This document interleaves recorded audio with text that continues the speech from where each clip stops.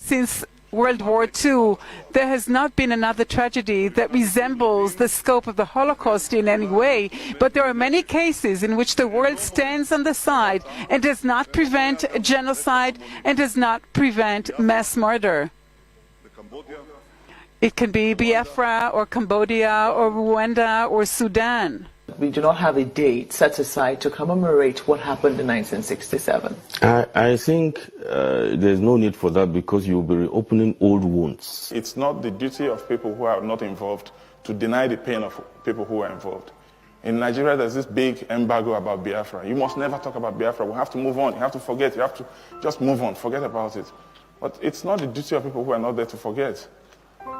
If the people who suffered want to forgive and forget, it's their prerogative and they can do that at their will.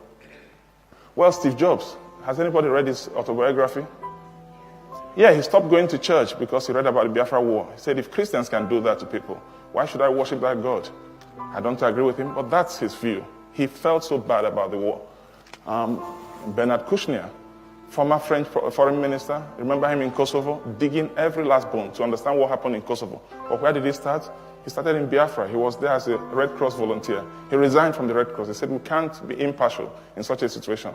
He founded Médecins Sans Frontières, MSF, because of the Biafra situation. And that's what Biafra did to him. John Lennon returned his MBE to the Queen because of the Biafra war. As a protest against violence and war, especially Britain's involvement in Biafra, which most of the British public aren't aware of, because all the press, TV and radios slant all the news from Biafra. All the stuff I learnt on Biafra from journalists, off-the-cuff folks, is a different story, and I began to be ashamed of being British. And I'm a patriotic nationalist, if the truth will out, and Yoko can vouch for that. I'm always fighting about what Britain invented, radar, and what all the different things we've done. But every day I just began to worry a bit more about it, and I was going to send the MBE back anyway. I could have done it privately, but the press would have found out anyway. He would have been here a week later instead, less impact. Jimi Hendrix was playing concerts to raise money for the children in Biafra. He was raising money to feed people like me. I would have died if those flights hadn't come in. 3,170 flights in 3 years that came in with all the food we wanted because there was no way to feed Biafra. And of course, part of the war strategy was to starve and kill everybody. Akanu Ibiam, he had all the awards from here. CBE, MBE, everything, right up to the knighthood. He returned all of that to the Queen because of the war. If you came away from some of the earlier tragedies of the Biafran War and some of the wars in Africa and the AIDS things I photographed, there wasn't enough darkness. The next piece is also by Alex Baranovsky. It's called Biafra, and this was actually written for a documentary which just came out at the beginning of this year.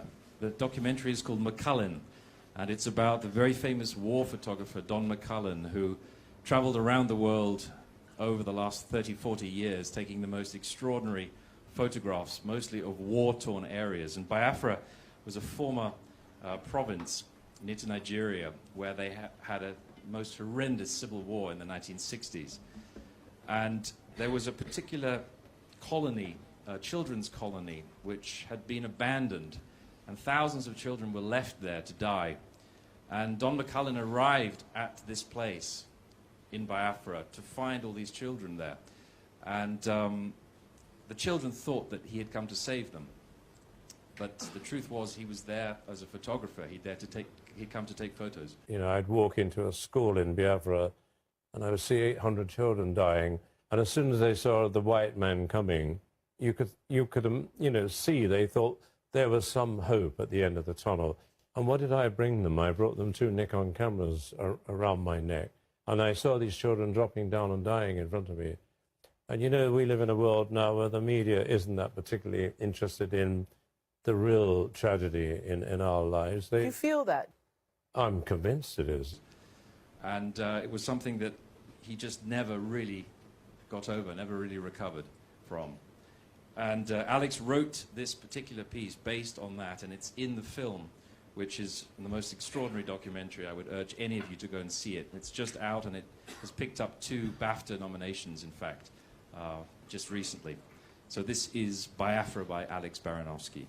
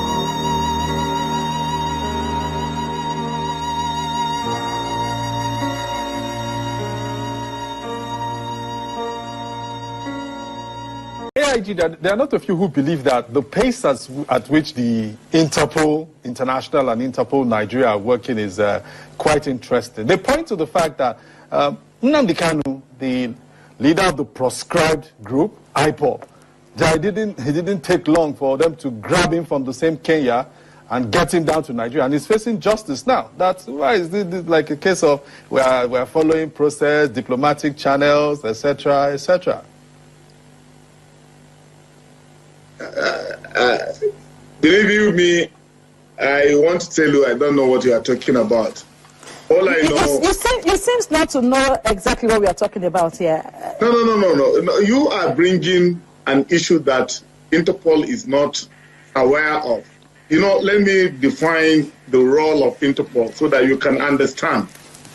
Interpol is an international police organization that assists law enforcement agencies within the 196 countries to look for a fugitive that runs or is hiding. And if you look at all the other fugitives that are brought to face justice in Nigeria, they have the link, those who are involved with Interpol. So I don't know I don't want to talk about issue of Kanu, who brought him back to Nigeria. I'm not aware how he was brought back to Nigeria or how he came into Nigeria. Interpol is not aware. We stated this long time ago, and we made it categorically clear. So it's not a question. There are what we call police-to-police relationship, international police cooperation. Another police, it does not necessarily bring Interpol. Okay. If one police and another exchange a suspect is running from them, they can have an international police cooperation that out of the scope of Interpol. Okay. But however, if a notice is given to an individual, like blue notices, when the inmates in Kuje prison escaped, we did a biometric capture of those suspects, and we shared it with international communities. We shared it with our law enforcement agencies. Many of them were re-apprehended because we have their biometrics. Now, in the issue of red notice, where a red notice is issued under the federal court that issued that notice of arrest, that is warrant of arrest for such international. It will go to the Interpol, we'll process it, we'll look at it, we'll look at the charges, and then we'll issue a red notice. On that red notice, we bring back the culprit to face justice because all the 196 countries will be looking for that individual. Would sincerely like to thank you, retired Assistant Inspector General of Police, Garba Umar, who is currently the Vice President of Interpol Africa Region. Thank you, sir, for coming on the News Hour.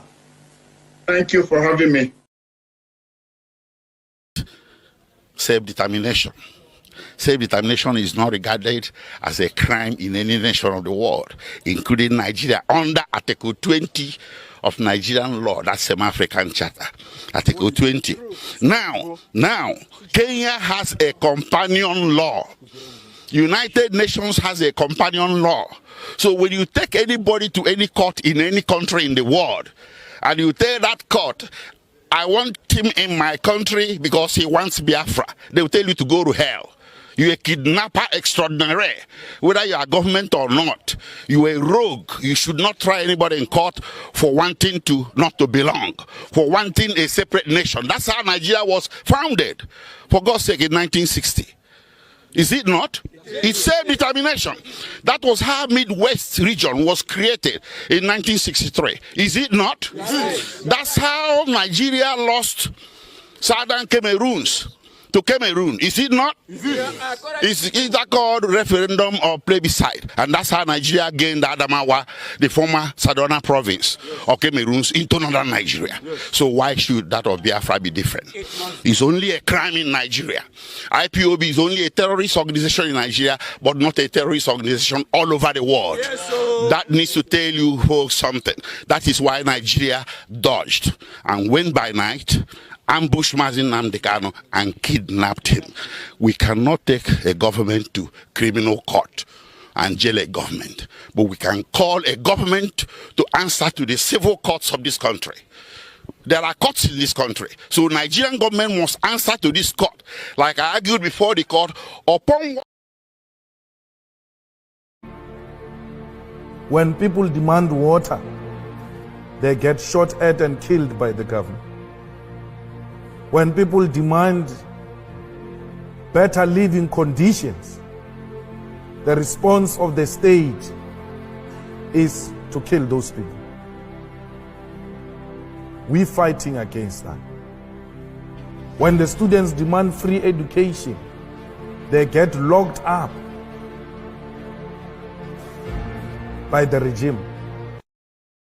Asị ka ọ bụ nke a ndị ji asị na-eri nri ịgbara ndị Fulani odibo nchi iwu osote onye isi n'obodo Nigeria ọ mgbe m nọ n'ụlọ ikoni ka m ga-etinye ha n'aka akwụkwọ si ha agaghị m emezi Biafra ọzọ unu bịa ka m gbara unu odibo ka ndị ọzọ si agbara ha odibo ha rịọrọ m njụ nsị na aga m ahapụ nwere onwe ha n'azọ kwee n'ihi ndị ya niile maka ọdịmma nke ha nwa na nke ụmụ ha ma nke ụmụ ha ga-abịa n'ihi na agwara m ha okwu m si ha oge mgbe Zik a na-agwa Zik mgbe ọ na-eji ike na-akọwara Zik si ya na ebe ị na-aga n'ụzọ adịghị ya ọ na-efe isi kpakakpaka mba ọwọ Naijiria ka anyị gaa n'ihu ka anyị gaa n'ihu lekwa ọnọdụ anyị n'ụbọchị nke taa na-akọwakwara ndị ya sị ha ihe a Zik mere mgbe mbụ tinye anyị na ụmị anyị nọ n'ime ya n'ụbọchị nke taa ọkwa ihe unu na-eme kedu ụzọ nwana Nnamdi Kanu si na-eme ya na-emeju ya unu kọwara m ka m ghọta na m sị ma unu arụghị ogbe nke abụọ gafere River Niger na unu ga-arụ okporo ụzọ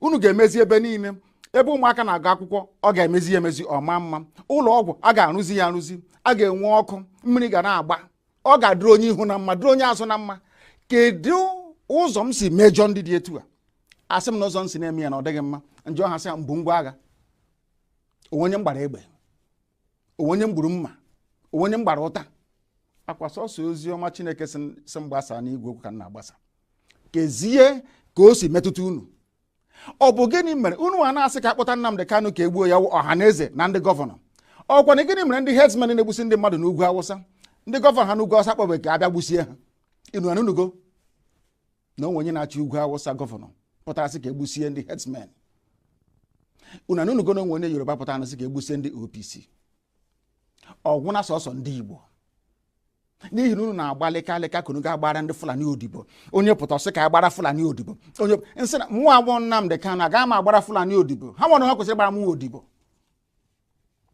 ihe na-esere mụ na ihe na-eme na ndị be anyị wụ na ha na-aghọtachi anyị na-eme ọfụma ịjụọ ha sị na m chọrọ ikewapụ Biafra n'ime Nigeria na ọ bụghị ihe ziri ezi na iwu obodo ha akwadoghị ya nna ajụ ha sị ya kee ụzọ chọrọ isi ime ya asị na ọwụ ka aga mee ntuli aka elu anyị bịanyecha aka atụcha vootu aga na ebe a na-eme iwu anọrọ akpa ya ekwekọrịta anyị gawa n'iru njụọ ha ndị na-eme iwu obodo Naijiria mmadụ ole si Kano steeti pụta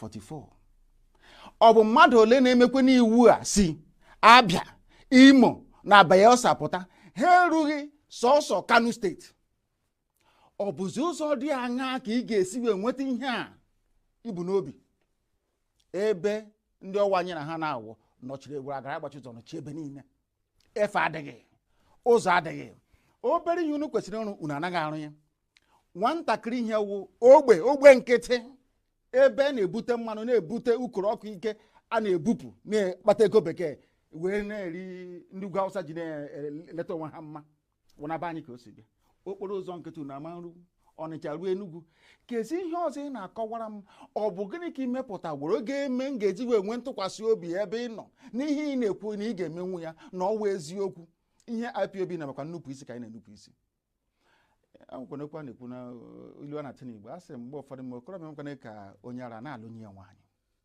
ọkwana ihe anyị na-eme na mmegbu anyị na-emegbu anyị na ọ karịala na ihe a na-eme anyị na ọ dịghị mma ekunye agbagbu anyị ege ebe a akpọ ejide ebe anyị na-azụ ahịa laa ya n'iyi ha nwa na onwe ha enweghị ihe ha pụrụ ime ha niile na-agbara ndị Fulani odibo ị ga-abịa bịakwute nna gị okwu sị nna gị okwu ana m enupụ isi nsị ha mmụọ awụ Nnamdi Kanu na m agbara ha odibo uru ha bụ m ka mụ na ha mee ya ha ajụ ọhịa na-eso okwu onweghị ihe ọzọ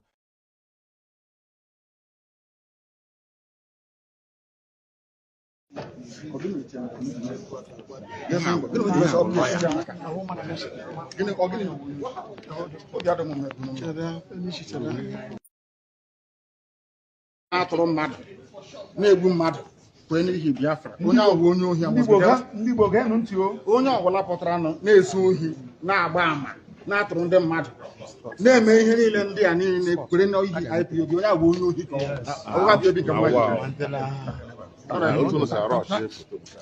we are here to fight for our people, for freedom, for justice, equity and fairness. That's what we're fighting for.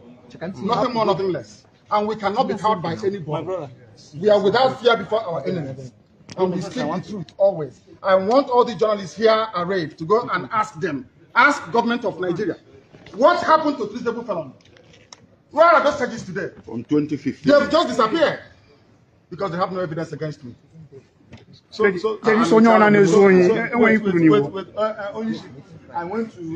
Anybody committing crime cannot go scot-free. I swear it. They cannot go scot-free. Anybody involved in any type of crime in the East cannot go free. And they're doing it because I'm in DSS. That's what if I said no idiot can try this rubbish. And they know it very well. They know it very well. And I suspect that some people in government are complicit. Yes. They are making money with insecurity. That's correct. They're making money with it. They know now the Kanu is outside. In 2 minutes, this nonsense will stop. Who is the idiot? Who is the bagger? That will speak when I'm talking. Who is the fool? Who is the idiot? I ask. That I give an order in the East and any idiot will counter it. Who is the bastard? I'm asking you. Nobody can. Sir, are you I'm on the Kanu. Who is the idiot? Robin. No, don't. No, man. What is it? Can you tell us the ongoing killings in the East in the name of IPOB? What is your stand on that? Anybody involved in any form of violence or insecurity in the Southeast In the name of IPOB. in the name of IPOB is a gunner, and they know it. Let me come out of this nonsense, this mess. 2 minutes only. There will be peace. Only 2 minutes, I guarantee you. And tranquility. And there will be peace in the East, not just Southeast. Everywhere in the East, if not the entire South. Huh? Yes. Thank you, sir. That is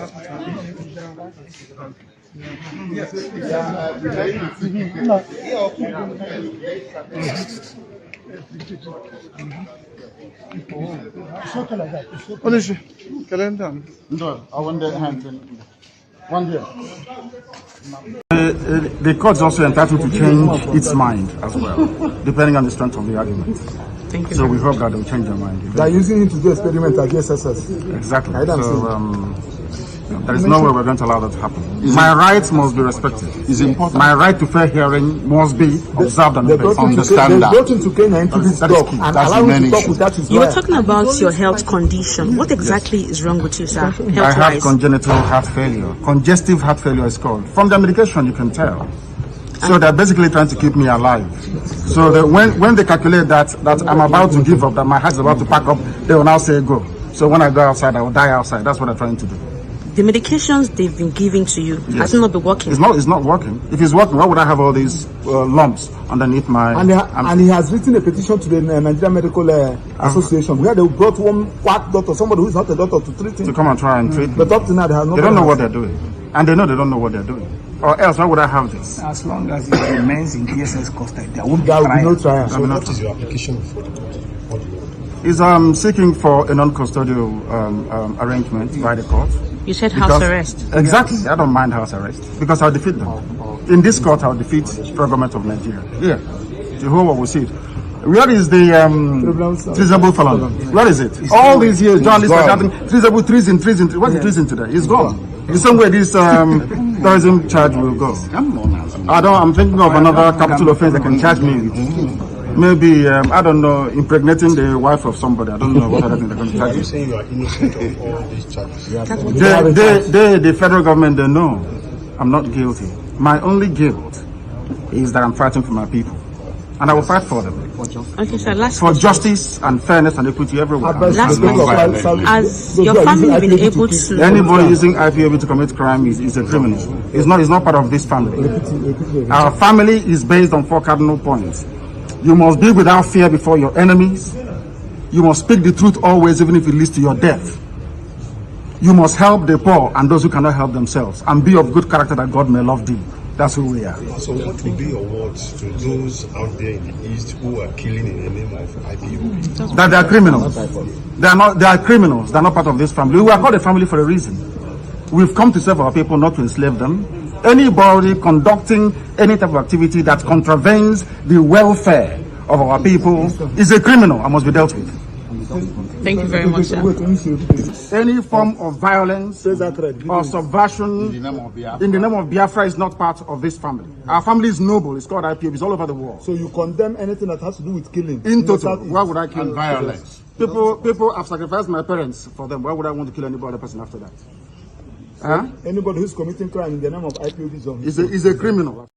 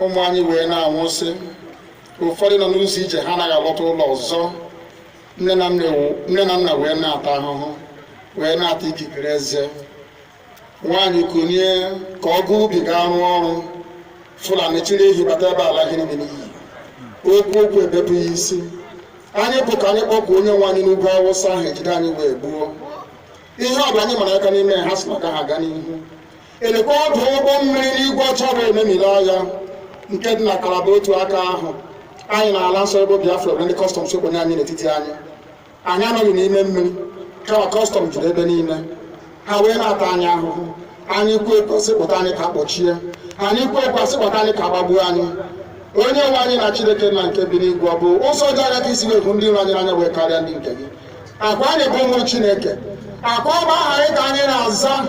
Akọba anyị nwe na-aza Ikechukwu. Akọba anyị nwe na-aza amara Chineke. Akọba anyị nwe na-aza Chisom. Akọba anyị nwe na-aza Chisọba.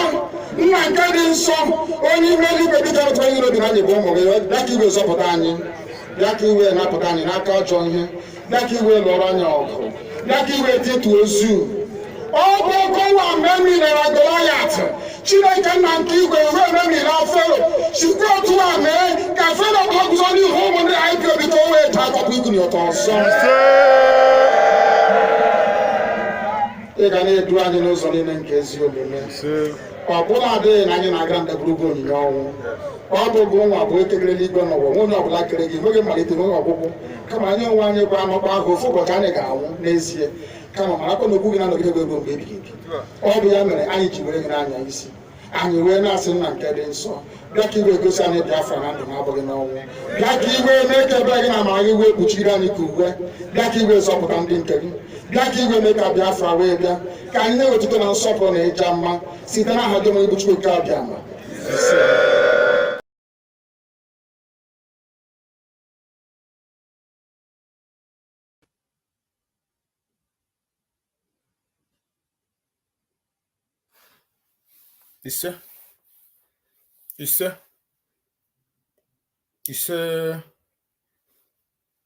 Welcome, Biafrans. Welcome. All of us of freedom, I welcome all of you. I welcome you in the name of Chukwu Kabe Mapremi Henina. Wherever you are viewing us this evening, are you in Africa, are you in Europe, are you in America, in any part of the world where you're viewing us this evening, we say welcome to you. Welcome you, welcome. As we welcome you this evening, lovers of freedom, fellow Biafrans all over the world, I want you to welcome others. Welcome your friends, welcome your family, welcome your neighbors, and all lovers of freedom that scattered all over the world. Always remember to share our program, share this program, share it. Share it on all the social media platforms where you belong.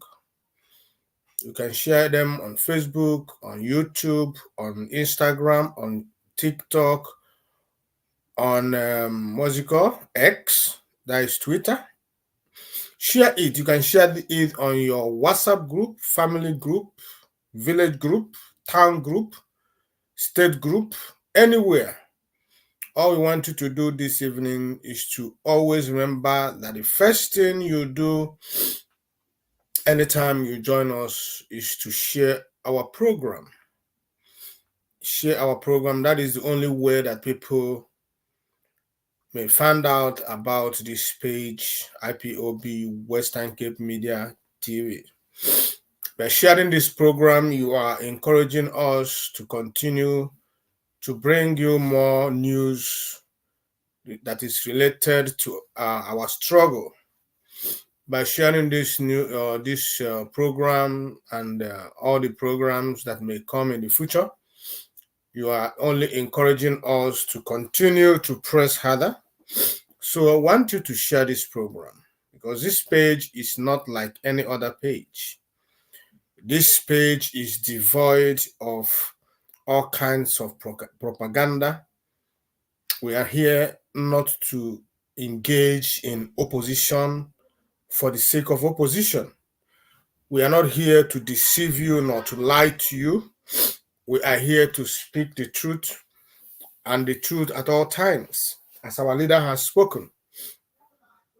We are here to open your eyes to the real thing. We are here to bring you all updates on everything that has to do with IPOB, Biafrans, and our leader, Mazi Nnamdi Kanu. So, if you love what we are doing, the only way you can support us is to share our program. So, I encourage you as you sit back, relax, to listen to us, share our program, like our program, and comment on our program so that we shall continue to bring more defined and incorruptible updates to you. So I welcome you, lovers of freedom, and I want you to know that we are live on all our social media handles. We are live on our Facebook page, IPOB Western Cape Media TV. We are live on our YouTube channel, IPOB Western Cape Media TV. We are also live on our X, formerly Twitter, IPOB Western Cape Media TV. And if you have not voted for the Biafra self-referendum that is ongoing right now, you must have to do that immediately. And we are always using our program as an avenue, as an opportunity to call for the freedom of Mazi Nnamdi Kanu. Mazi Nnamdi Kanu has committed no crime known to law. So we call for the Zoological Republic government of Nigeria to release Onyendu Mazi Nnamdi Kanu immediately. So I welcome you, fellow Biafrans, lovers of freedom. Whenever you are joining us this evening, we are happy to always receive you here in this platform. It is always a privilege, and we encourage you to continue to join us. Like I already said, invite people to follow our page. I want you to know that we need more followers. Go to our YouTube. If you have not subscribed to our YouTube channel, you can do that immediately. It does not cost you any money to subscribe. All you need to do is to tap on that subscription. Just tap subscribe and you are followed immediately. Go to our Facebook page, follow us. Does not cost you money either. Also, go to our Twitter and also follow us there. You need to follow us in all our social media platforms so that you will actively involve in whatever that we are doing in this IPOB Western Cape Media TV. This is the only zonal platform Banon in the world. We have no other IPOB zonal platform. IPOB Western Cape Media TV is the only zonal platform Banon. So we are proud of this, of ourselves here. We are proud of IPOB Western Cape zone. We are proud of our coordinator, Mazino Santiago. We are proud of any man or any member of this noble zone and who has identified, who has committed his money in making sure that we are here today. So we are happy being here in this space at this point. And I want you to know that this is IPOB Western Cape Media TV. Here, we speak nothing but the truth. We are without fear or favor. We are fearless before our enemies. We are not here to represent any individual, but to represent and to defend our fatherland, Biafra. Because for us, it is Biafra today, tomorrow, and forevermore. If you are offended by our resolve, we have no apologies for that. Mazi Nnamdi Kanu is the leader of the indigenous people of Biafra, IPOB worldwide, and his position is incontestable. IPOB is here to restore Biafra, and we are not going to be swayed until Biafra is restored. Welcome to IPOB Western Cape Media TV, saying it the way it is. That is our job. We are not here to deceive you, like I said. We are here to say it the way it is. We can't say anything without verification. We can't say anything for saying its sake. We cannot constitute to opposition for the sake of opposition. Everything we do here is in line with IPOB Code of Conduct. I want you to remember that this is IPOB Western Cape. We adhere and follow IPOB Code of Conduct We do not go out from the paths that leads us to IPOB Code of Conduct. We are not here to constitute opposition for the sake of opposition because it is against IPOB Code of Conduct. So we are IPOB Western Cape and we are the followers of Mazi Nnamdi Kanu. We are here to follow him all the time. He is here, but some people said that Mazi Nnamdi Kanu is not here now. But to us here in IPOB Western Cape, Onyendu Mazi Nnamdi Kanu is in charge, leading us, and we are following without any mistakes. We shall continue to follow him. As long as IPOB Code of Conduct is here with us, Onyendu is here. So, fellow Biafrans, I bring you greetings from my coordinator, Mazi Innocent Alia. Mazi Innocent Alia is the IPOB Western Cape coordinator. He is the one that is in charge, leading us to Biafra, and we are following him. He is a hardcore, a believer. He is determined. He is resilient, and he is always following the footsteps of our leader Onyendu Mazi Nnamdi Kanu. I bring you greetings, lovers of freedom, from the coordinators we have here in this IPOB Western Cape zone. I bring you greetings from all the executives of IPOB Western Cape and all the family members of IPOB Western Cape. We all are here doing what we're supposed to do to bring Biafra, because we swore an oath to restore Biafra. And we are not going anywhere. We are not going to look back behind. We are going to stand, like we said. We are not going to be swayed until Biafra is restored. We believe in Biafra. We are not just here for being here. We are here believing that Biafra will come. We believe that Biafra must come in our own time. We are not here to waste our time. We are not here to constitute nuisance in the space here in social media. We are here and we mean business, and we know that very, very soon we all that believe will live in our nation, Biafra. So I welcome you. My name is Mazi Ebuchi. Mazi Ebuchi is your host. By the special grace of Chukwu Okike Abiama Premi Henine, I am the Parklands Unit Coordinator. I believe in Biafra. Yes, I do. I breathe, I eat, I sleep, I wake in Biafra.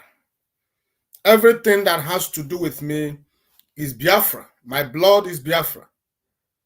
Biafra is the hope for me, because I want to give my children a future that is safe and secured. I want to inherit Biafra for my children. That is why I am determined to restore Biafra. I'm not here for a joke. I mean business. That is why I take this task. So I want you to follow me.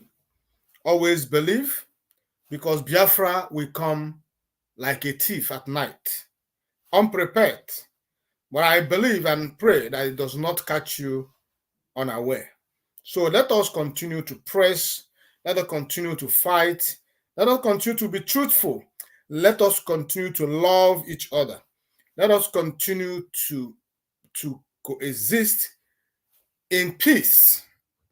Those who have fallen out, we must always do our possible best not to fall like they did.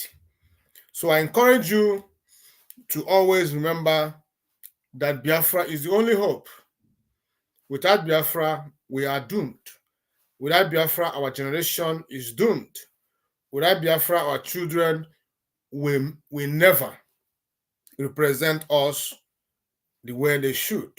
So let us continue to flow with Mazi Nnamdi Kanu, believe with Mazi Nnamdi Kanu, and every other person fighting in truth to restore Biafra, because that is the most important thing.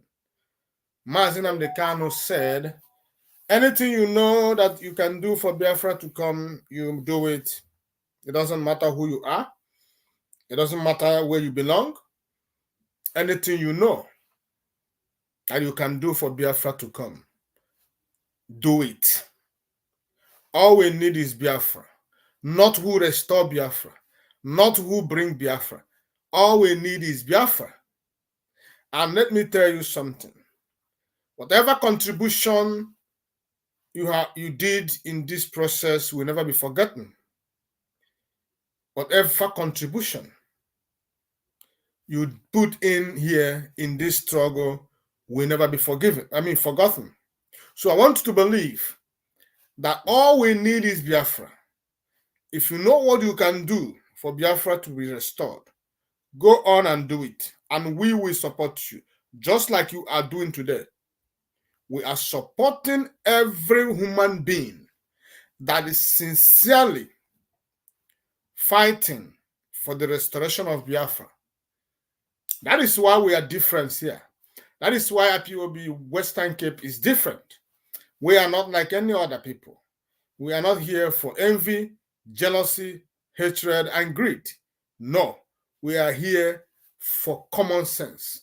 We are here for that which is possible, realistic, reality. That is what brought us here. That is what kept us here. And that is what will lead us to what we are looking for. So I welcome you to this evening edition. I am happy you are here.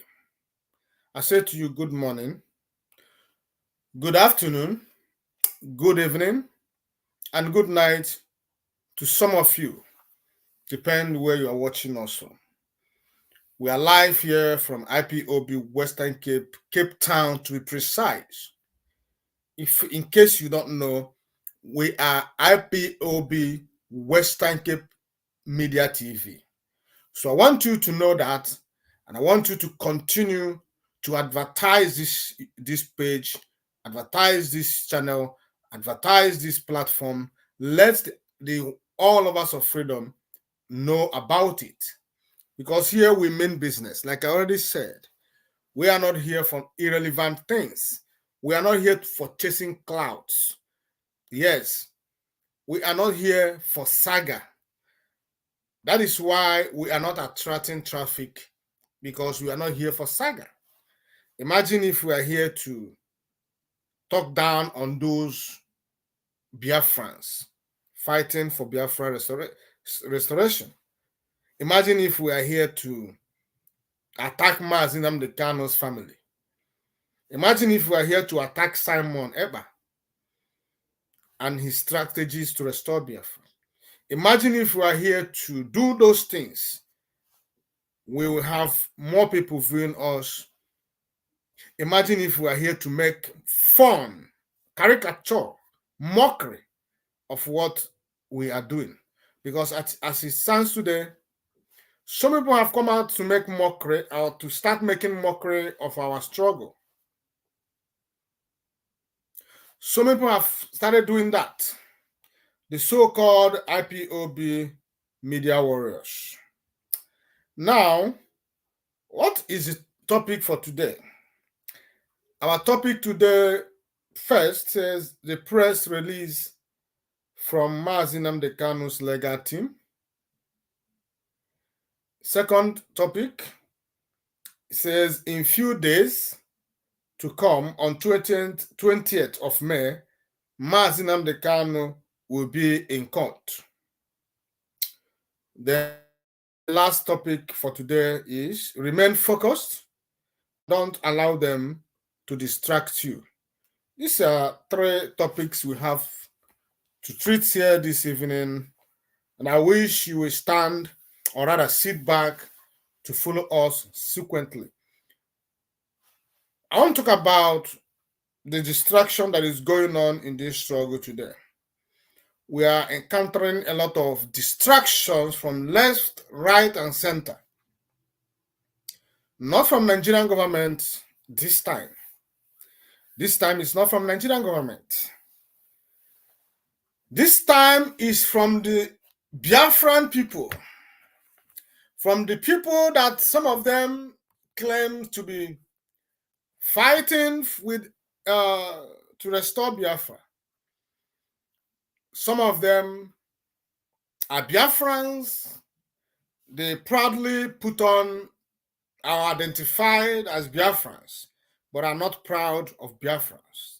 I mean, to be a Biafran, they are not proud of what Biafra represent. So, what is the reason? What is the target? Or rather, what is their target? Well, what I have to say about that is that I believe that this time where we are is a very perilous time in this struggle. It's a very delicate time. Days are evil. And so many things are going on in this struggle. So many of them does not believe in Biafra, but they deceitfully crept into the family. Today they have gained trust from Biafrans. Many people have come to trust them, and now they are bringing out who they are. They are trying to bring out the real agenda, the real reason they joined in the first place. That is why they have turned what we are doing to be a joke. If you understand perfectly, you know, if you are conversant with history and struggle, I mean, those who have fought for their struggles in the past, you will believe, you will understand with me that freedom fighting is not a child play. It's not something that you play with, because lives are involved. Anything that has to do with life, you must know that it is very, very serious. You don't joke with emotions of people. You don't joke with dreams and ideology of a people. If you are not totally convinced, why are you involving yourself in the first place? Because by your utterances or by your actions or through your inactions, people have paid the ultimate price. Lives has gone because of one comment you made, because of your activities, because of your inactions and actions. Lives has been involved. Life has been taken. So it is not something that you will joke with. If you said you are a freedom fighter or you want to join freedom fighting movement, such as Biafran movement, that is, Nigeria is a very useless country. Nigeria believe in shedding of blood. Nigeria believe in destruction of lives. Nigeria believe in taking lives. Nigeria believe in inflicting pain to those who ask for the freedom of their people. Go back to history and you will find out what I'm trying to say. Biafrans has paid the ultimate price in the past. They have paid the price in millions. Millions of lives was taken because they asked for their freedom. And then if you check from 2013 today till date, I don't want to talk about the time of Owazurike. Then that was why I jumped to 2013 when our leader started till date, 11 years after. Go and check. Thousands of lives has been taken. And those lives that was taken could have been alive today if they did not engage in Biafra or in Biafran struggle. If they did not join the struggle, they would have been alive today. At least 95% of them would have been alive today. But look at it. Young men, young women, aged women lives has been snuffed out of them because of this struggle. So if you know all these things, you will believe with me, you will agree with me that this is not something to joke about. It's not something to joke about. It's something that is reserved, kept for those who are serious-minded individuals. If you are a clown, if you are a comedian, you don't use freedom fighting as a channel to sell yourself out. You can create a platform, a skit, and start making skits, and people will identify with you. You don't necessarily need to bring your comedy into a freedom fighting movement that is a serious business. Because of this struggle, Mazi Nnamdi Kanu was kidnapped, tortured, and extraordinarily renditioned back to Nigeria, where he is still languishing in DSS dungeon. Because of this struggle, over 28 men paid the ultimate price in Mazi Nnamdi Kanu's ancestral home. Because of this struggle, his parents, both parents, paid the ultimate price. Because of this struggle, lives were taken in Onitsha, in Aba, in Abia State, in Enugu State, in Imo State, in Ebonyi State, in Rivers State. You remember what happened during the time of Wike, during the time of NSAS. You knew how he buyed our people. He came to our people, he slaughtered them in their numbers. Some of them are still languishing today. Some of them are still missing. Some of them, their families does not even know where they are, whether they are alive or dead, because of this struggle. Because of this struggle, so many people could not step their feet in their ancestral land. Because of this struggle, so many people have been declared wanted, not because they took any life, not because they did anything. The only reason is because they were asking for the freedom of their people. That is the only crime they committed. Why am I going through this lane, this memory lane? The reason is for you to understand that no matter what happened, no sane person will use this struggle to make comedy. Some of them are making mockery of Mazi Nnamdi Kanu today. Yes. Some of them, when I talk about someone, I talk about those in IPOB, those who believe, who said that whatever Mazi Nnamdi Kanu said is not important, but what their DOS said.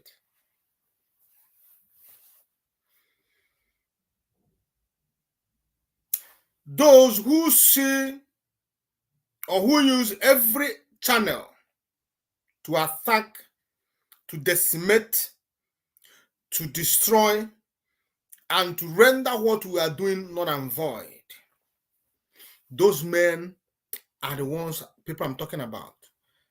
I'll be playing their video. I'll play their video today.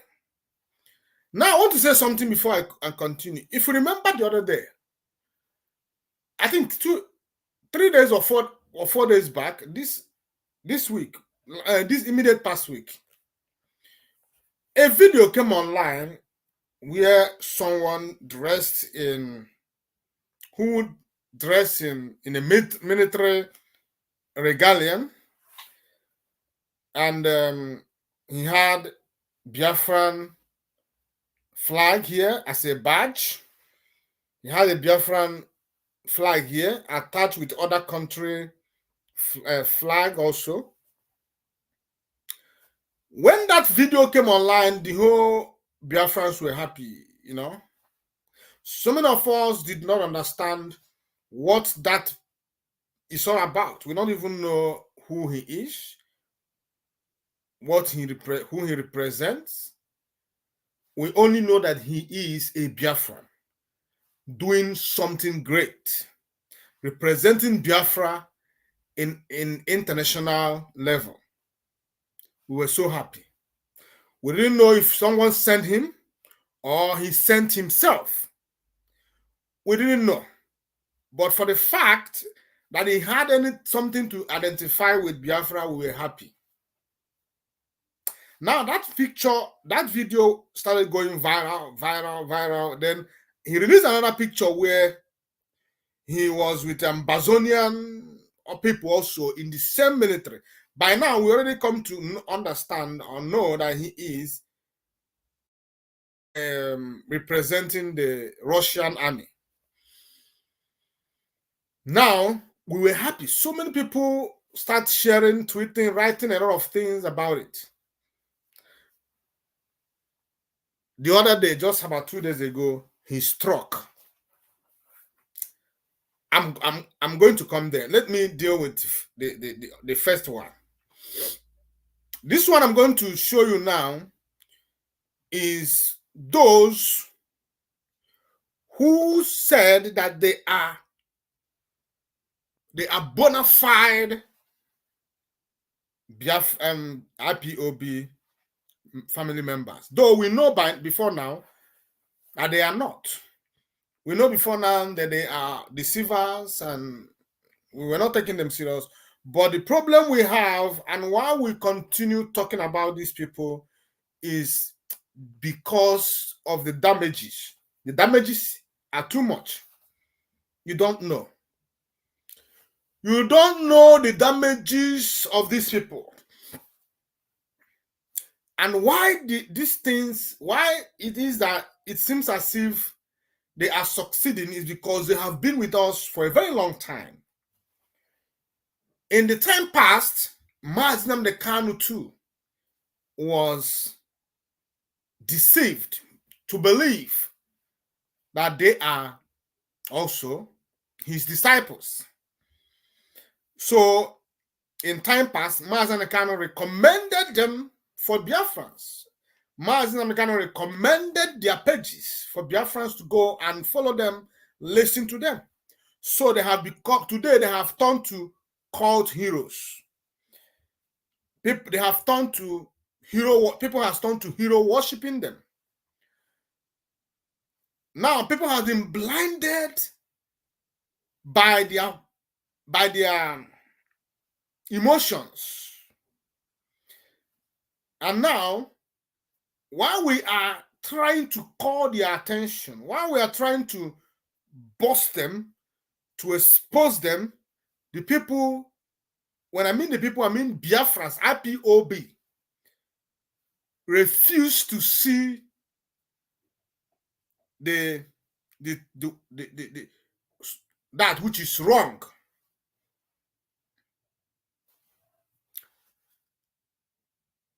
Do you understand that? So that is the problem.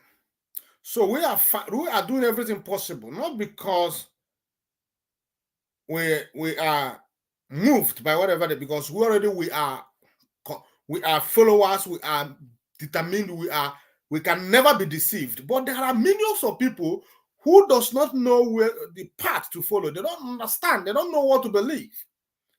Because of these people, we are here. We are here to tell them that, let me tell you something. Listening to these people sharing their pictures is doing harm to Biafra, is doing harm to IPOB, is doing harm to Mazi Nnamdi Kanu. You are stabbing yourself. So,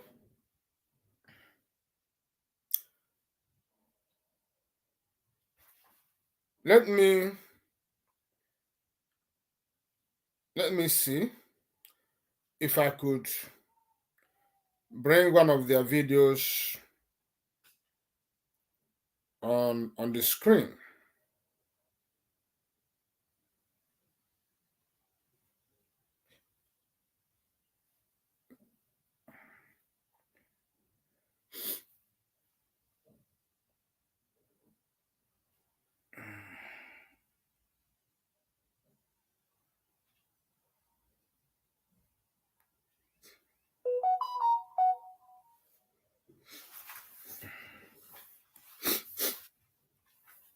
Now, I'm going to bring it to the screen.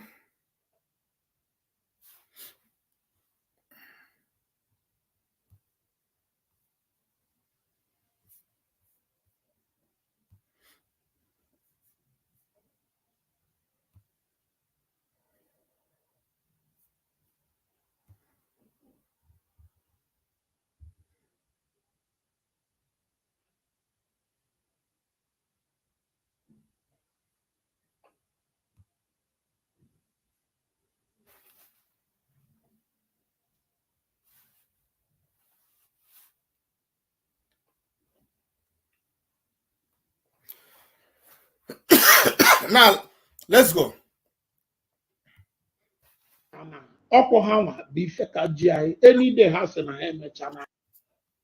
Now, listen to this guy. I want you to listen to this guy. Everybody know who he is. His name is Chibuzo Egwuatu. Chibuzo Egwuatu, aka Ikenga Uruagu. That is who he is. So now, he has become a tool, a very bad one. He is in the forefront of discouraging and taking away people's hearts, mind, spirits away from the struggle. He has come in many occasions to talk something that will bring coldness into the spines of the people that are fighting for this struggle. And he continues. His allegiance is not to Biafra. His allegiance is not to Mazi Nnamdi Kanu. His allegiance is to the DOS. And when I talk about the DOS, I'm talking about Chike Doziem Ofoma, Tony Nzurumike, Chinasa Nworu, and what is the name of the other one? Okay, he will mention their names. These are the people that he swore allegiance to. To him, Mazi Nnamdi Kanu does not matter. To him, these people are the people that kept him in the struggle. But no need talking much. Let us listen to what he's saying or what he has to say. That is it. Any day has an area and better. Hard call Elu upon his woman and I hard call Elu Bepombos in DCI in my head. Has a con meta because we don't trust others. Even the reason we don't trust others, we don't know who they want to negotiate the freedom of Mazen and the Kanu with. And we call BC King. Man, if for some equal some money when not chicken. Equal some. Now, did you understand what reason I was making those comments. He is trying to bring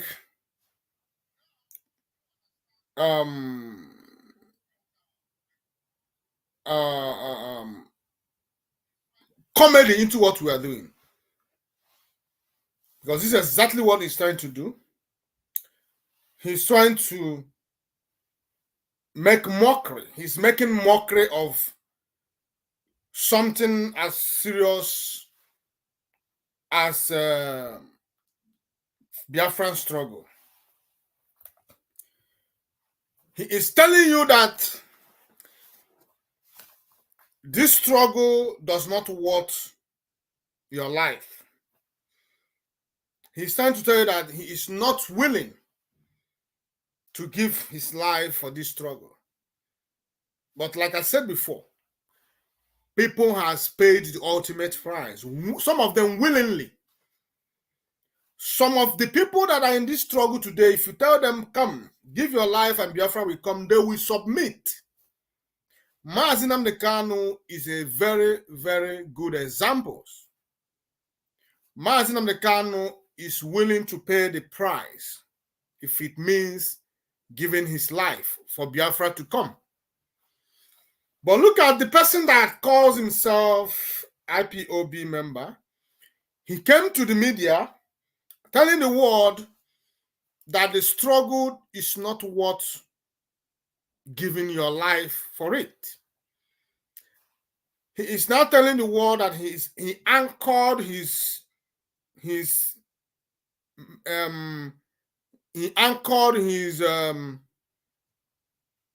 allegiance, or rather his allegiance is to some individuals who stroke into the struggle just like he did. Because those people he's calling his leaders today came into the struggle just exactly the way he came into the struggle. Those people swore an oath of allegiance to Onyendu just like he did, or he said he did. Those people were all appointed to their various positions where they are operating today by the same Onyendu Mazi Nnamdi Kanu. Those people calls Onyendu their leader, but he in turn is referring to them as his leaders. Now he's trying to tell you that any day, this is not the first time he's making this statement. And do you know why he continues to make this statement? He knows that it is yielding fruits. So many people are taking the same stand with him. Through his confession, so many people has fallen. I said it before in this struggle, that people who has fallen because of these guys' activities are numerous. They are uncountable. So many people who was total believers. So many hardcores who believed. There are no more hardcores today. There are no more true believers today. They don't even trust what we are doing. Everything to them has become business. It's no more reality. Today, he is telling you that any day his leaders wake up to say that they are done, that Biafra is done. I am not saying this thing because I don't know who he is. I already know. I have exposed this guy in this program several times. But my problem is that when I go to his page, I see a lot of gullible people. I see a lot of deceived people. I see a lot of Biafrans who are myopic, naive people who does not understand what freedom is. I have made it clear that this struggle is an individual thing. For those who are Christians, they will tell you that also any heavenly race is individually the same as this struggle. The day I came into this home, into this family, I did not hear the voice of any other man but the voice of Mazi Nnamdi Kanu. And the day oath was administered to me, it was the name of Mazi Nnamdi Kanu and Biafra that I saw, no other names. Now, it will be an abomination for me to wake up one morning and start saying that Mazi Nnamdi Kanu is no more my leader, but Mazi Innocent Yalea is now my leader overall. Yes, Mazi Innocent Yalea is my leader because he is my coordinator above me, but he is not my leader overall. I do not own Mazi Innocent Yalea any allegiance, but I owe total allegiance to Mazi Nnamdi Kanu. So now, this guy is boldly telling the world and Biafrans that he is not, his own agitation is not as crucial as something that he could surrender his life for.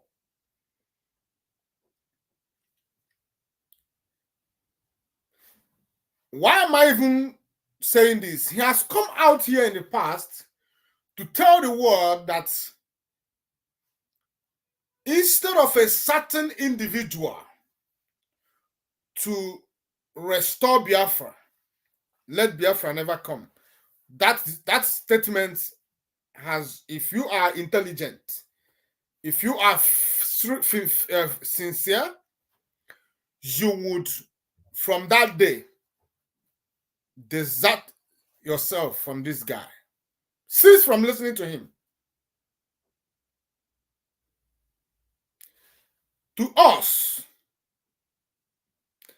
Biafra is unconditional. To us, it's unconditional. Restoration of Biafra is unconditional. That is what we believe. That is what we are saying. It is not conditional, it's unconditional.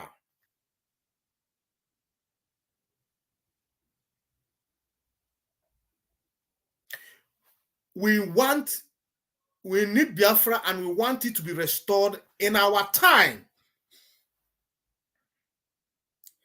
We do not care who restores it or who doesn't. It is not important.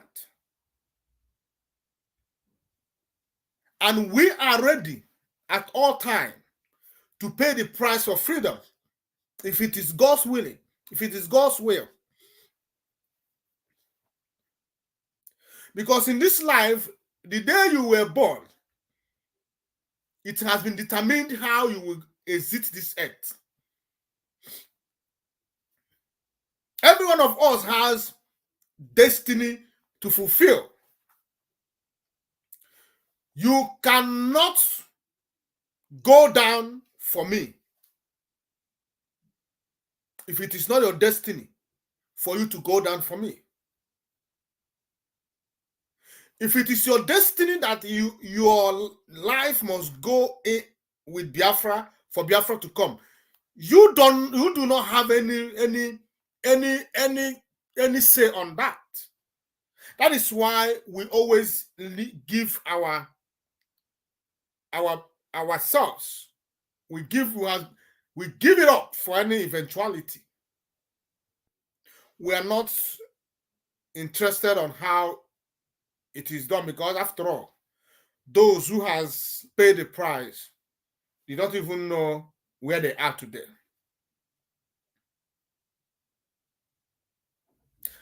Everybody that is breathing today has a fatal end. Everybody.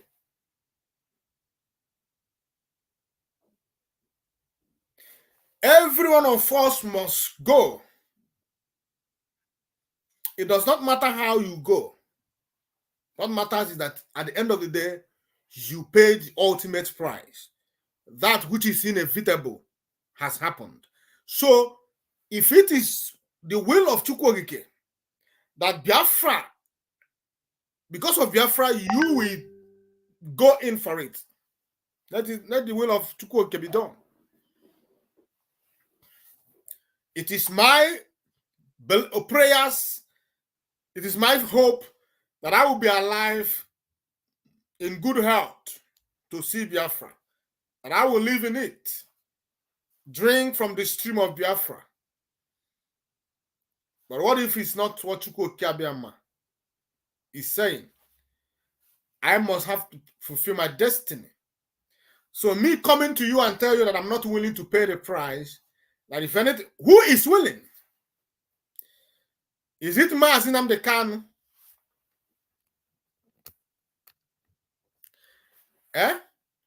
Is it Mazi Nnamdi Kanu's life that is good?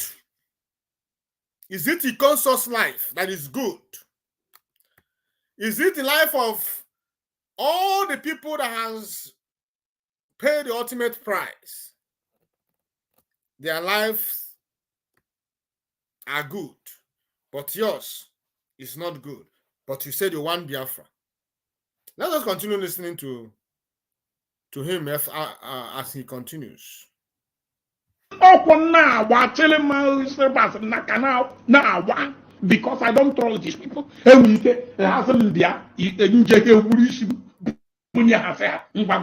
knows? Who knows who they want to negotiate the game?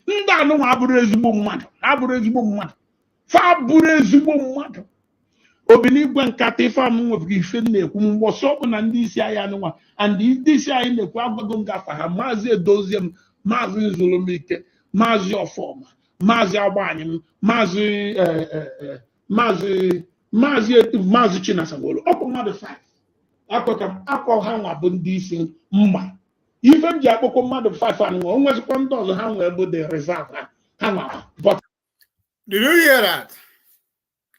You hear the names of those men he just mentioned. My people, the truth is that if those men are truthful, if those men are sincere, by now they would have called this guy to order.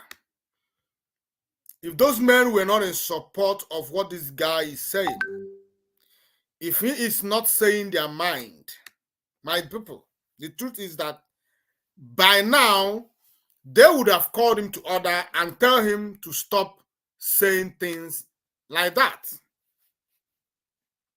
They would have done that. Because this is not the first time he is coming on social media to make this blasphemy. This is not the first time he's coming here to make these comments. It has been happening, it has been going on all the time, but this time around, it has become imperative for us to talk about it once again, because he is making this movie or this skit. If you go to his page and concentrate on his comment section, you will hear and you will cry for Biafra. You will cry for what we are doing. You will know that, oh, indeed, things has fallen apart. They will be laughing. They will be hailing him and agreeing with him. It is very, very clear that this one has turned IPOB to a comedy show. He comes in here as coming to talk about IPOB and now turn it to a comedy show where we will come and be laughing and be making all kind of derogatory statements against Mazi Nnamdi Kanu, against IPOB, against Biafra and all that stuff. Let us play this so I can proceed to other ones. My own book, if I'm US and I'm kissing Kandaki, Bujel Vitayanako, and I make a evolution, make Nobro, or social dollar Motawan appeal. It was some No, Mazi Kanunto Tanwa, no, now was the inheritance. I was an Edifana, as no nest of king. In the nest of king. I talk about me for nest of king. Because this issue of nest of king can be a very dangerous something. Hasi Hanano, the deputy of my IPOBs can equal from Chineke. Nandem was in our boss, no some maba that day. Now one was I aged them. Or somebody had disappeared, who disappeared them. So, believe when Kappa, if I'm going to make inform on time. On a book on the for that, say, and now one check on a matter serious. If go on with Chineke on anywhere, man, I did serious because once a while, Messi Bossa can make you where we are. Now say, how many if nest of king, but I think if a family. And Chineke, but imagine, I put I say, family, I wonder what nego do one hour or Colombia the mark or you will be a Matara Biafra Chineke. Okay, or Canonta, Ndebia meeting, Canonta, Taha, no money Tanwa in Nota Euchim, or Canonta, you is very, very dangerous, it's very risky. If I can say no nest of king, Abolomun and Deva. He was some even now. Anama one the woman and the moors in Canon anywhere had be ready, Macan also wanna anywhere, ya and the ever wanna have also Chineke be any one in a Yamana because I will not tolerate it. I will not be any day these people will have for Nepo former, Nepo Banim, Nepo Zulumike, Nepo Chinasaworo. Nakomaze do them 5 hase hana na emetanam ase na mabu hardcore na boro because these are the people that have assured me that they will not disappoint me, that they will not fail me, that they will not betray me, that they will not sell me out. Fire Jimmy without a one. Fire Jimmy anything they let us know this is happening. So at least hasiso babanya baba hasiso planya but nda alo ye dimako ayo ike ndi mozi din ready yere no canvas on what when because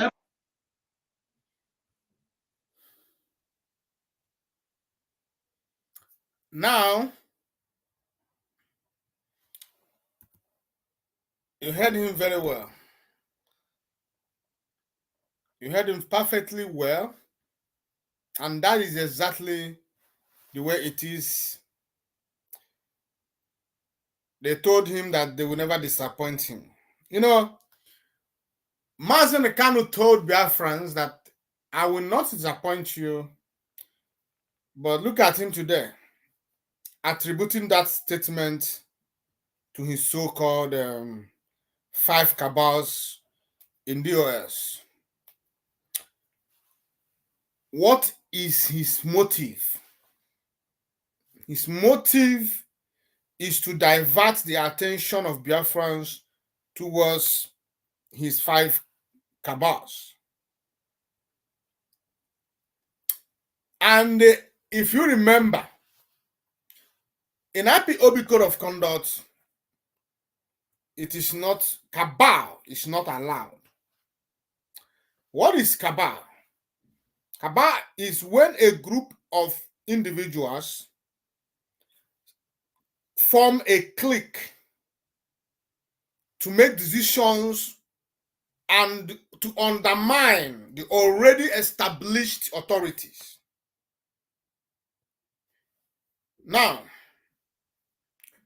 he mentioned 5 people out of many people that constitute DOS.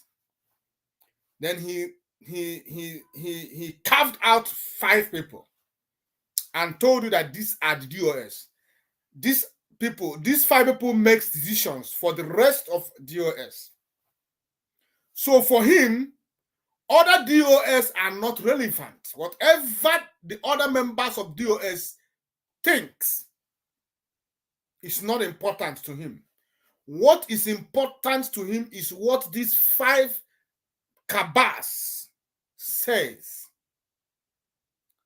Whether it is for or against the struggle is not important to him. What is important to him is what are the cabals saying.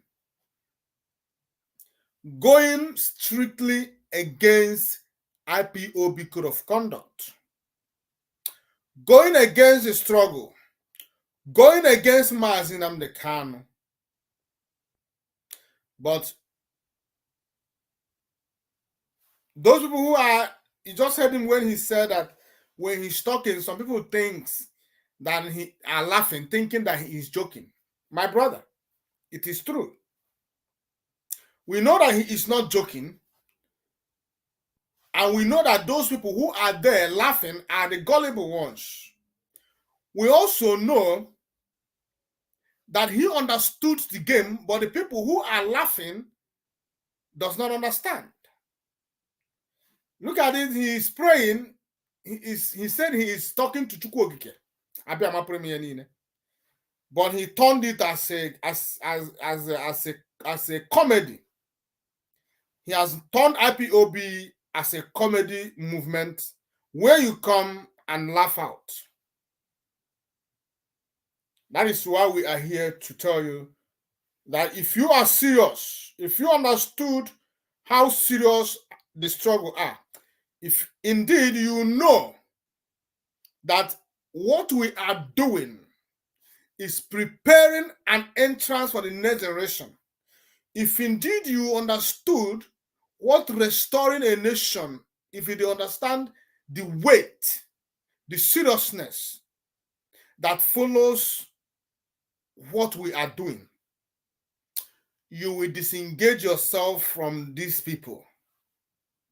You will stop listening to them. You will stop hailing them. You will see them as enemies, at the same category with Nigeria. These people are more dangerous to Nigeria. The point, why are they more dangerous? They are inside. Nigerians are outside. So an inside enemy is more dangerous than an external enemy. Before you make headway, you must have to first identify that external enemy. I mean, that internal enemy. Because until you identify and do away with that internal enemy, you can never make headway. Because okay no na agwa nke no n'iro na azude na ngịga. Nigerian government and DSS are not spirits. It is those in the struggle who goes about revealing our secrets to the Nigerian states. Ndị Igbo si anụta akara eze, agaba akara eze, anaba akara eze, ọ dịka eze amaka. Without you telling him, he will never know. That is why internal enemies are more destructive than external enemies. And for us to move ahead, for us to succeed, for Mazi Nnamdi Kanu to succeed, we must identify those internal enemies and deal with them decisively. We must.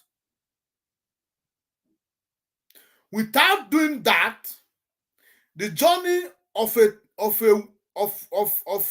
year could take us 100 years. I remember when Mazi Nnamdi Kanu said that his fighting for Biafra will not last more than 5 years. But look at where he is today. The journey has just begun. Not because he didn't mean it, not because he doesn't have a clear picture of where he was going. It is because of the internal enemies. Do you know what 3 years, these 3 years that they kept Mazi Nnamdi Kanu in prison could have done for us if Mazi Nnamdi Kanu was outside? Maybe by now Biafra would have been restored. Maybe by now something more serious will be happening in this struggle. But these 3 years has taken us back,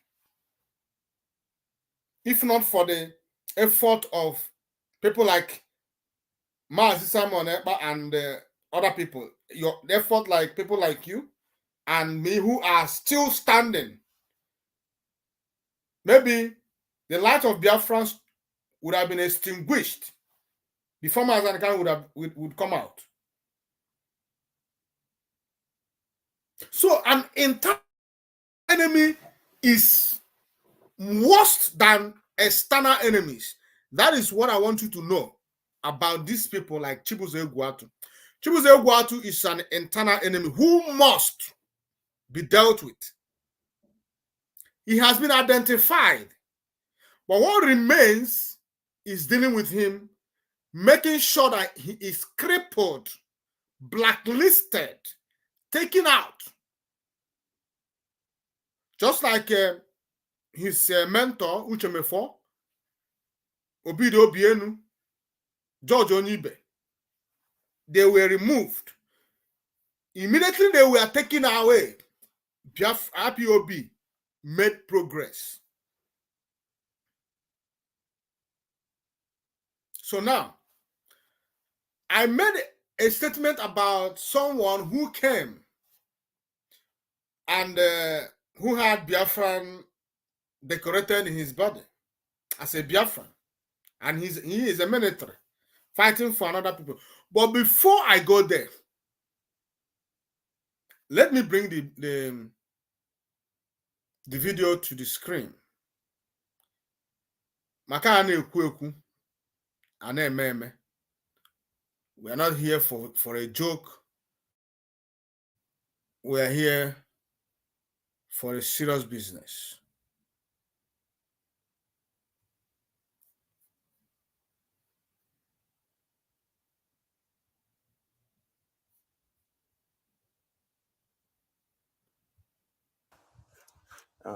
Igbo bụ Igbo mma mmanụ. Afọ mbụ Okwoma Samuel Ikechukwu. Destined from Uzi, Midata North Local Government, Imo Province, Biafran land. I'm a proud Biafran based here in Russia, currently serving in the Russian army. Now you heard him perfectly. He told you he is from Uzi in Idiato North of Imo State Province. He told you that he is a Biafran who is currently serving in Russian army. Let us even talk about this Russia and their relationship with Biafrans. If you remember, in 1967, when the war broke out, when Nigeria declared war against Biafra,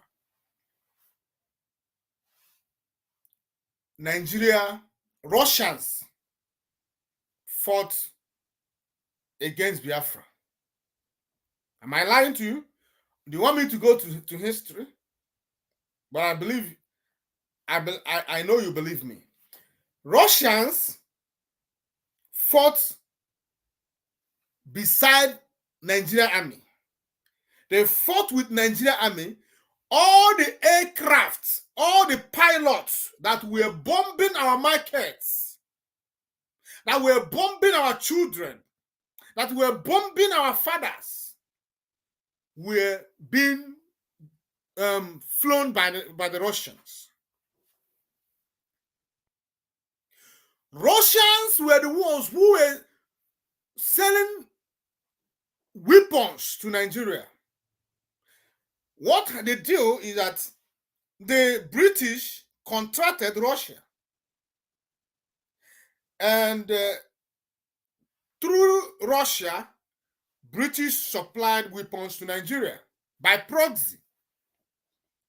British government could not do it directly, so they contracted the Russian government, who did that dirty job for them. Through Russia government, weapons were supplied to Nigerian government to come to decimate Biafra. As if that was, as if that was not enough, they even sent their soldiers to come and fight alongside Nigerian army against this guy you see here. But today, look at him. Look at him. Let me make his picture bigger and my own smaller. Yeah. Now, look at him. Look at how he is decorated fully. And he is boldly and proudly telling Biafrans, he said, I am a Biafran. Yes, he identified as a Biafran. And if you look clearly, you can see that there in his chest, where the, what's it called? Bulletproof are, on top of the bulletproof, he is wearing, or rather he wore Biafran flag. Then if you look at his left hand, is it his left? No, his left hand, yes. There is a Biafran flag as well attached beside Russian flag. So if you look at this man, you don't need any native doctor to tell you that he is a Biafran army. You don't need a second glance to identify him as a Biafran army. But he is a Russian army. And what the intentions? The intention behind this is what we have nobody has come to explain. Before, we thought he was displaying it with pride, with joy, with alacrity. We thought. But by coming out to make this video has proven everything to be false. It has stationed him in a very different pictures. Now, why is he here? Should I tell you why he is here, or should I allow him explain by himself why he is here making these pictures this hour? And if you look at this video, he is right there in the war front. So it is so important to him that he has to do this video or make this video in this dangerous area where he is. But what message does he have for Biafrans? What message is he trying to pass to Biafrans? Is it a message of hope? Is he trying to tell Biafrans that hope is on the way? Is he trying to tell Biafrans that he is happy that they identified with him? Is he here to tell Biafrans that he is happy by the support they gave to him when they saw this video? Well, nobody knows, but let us listen to him to find out the message he comes with for Biafrans this morning. As you can see, I'm making this video from the front. So this video is for Simon Eban.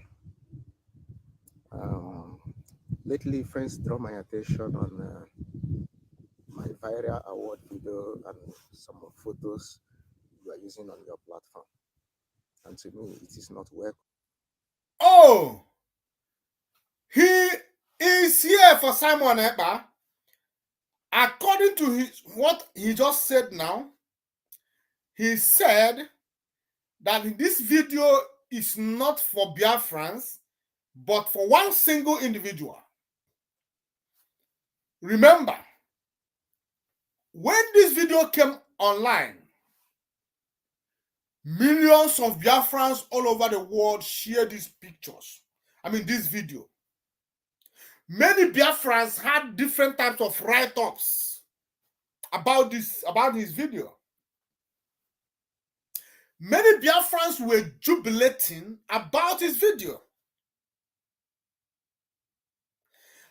The question you should ask yourself is, why did he amongst the over 1 million people that viewed and commented and shared his video, why did he pick but one man to send message to? Why? Why did he pick but one person? Why is it that it is only one person's sharing of his video that caught his attention? Why the rest millions that follows is not important to him? Oh, now I understand. Animal kingdom. All animals are equal, but some animals are more equal than the rest. Oh, now I got it. Okay. Let's continue listening to the message he has for Simon Ekpa. I think the first thing you should have done is to, first of all, seek my consent. I don't belong to any autopilot. You understand? I have a Russian family, and there is a need to defend the Russian Federation against terrorists in NATO. And I volunteered. You all know that we Biafrans, we are the most bravest people in the world.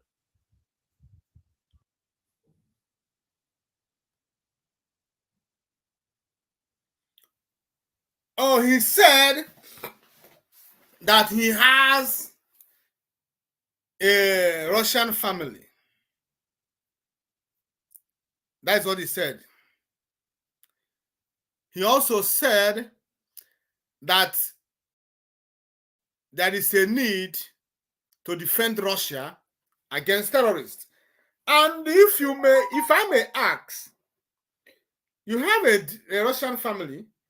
Do you also have Biafran family? The answer is yes, because you just said you are from Idiato North in old Imo State or Imo State province, whatever.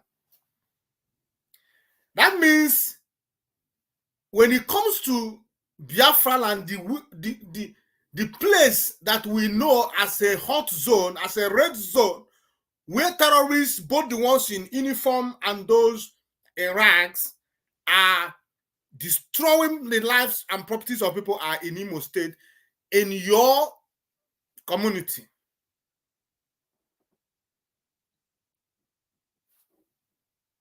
Ọ bụrụ ihe ahụ ndị Igbo kwuru na esi n'ụlọ amara mma apụ iro. Charity begins at home. You left your family, your mother, your father, and you followed a woman.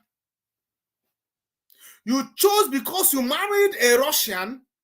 You have exchanged your ancestral home because you were just chasing after woman's laps.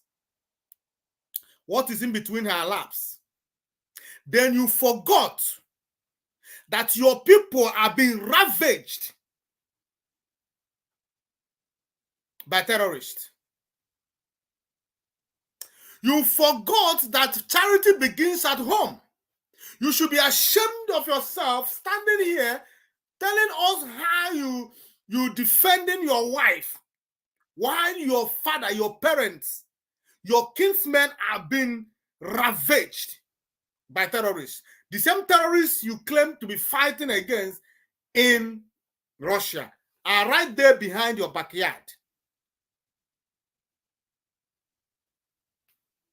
And something still baffles me. This man made this video, posted it on social media himself.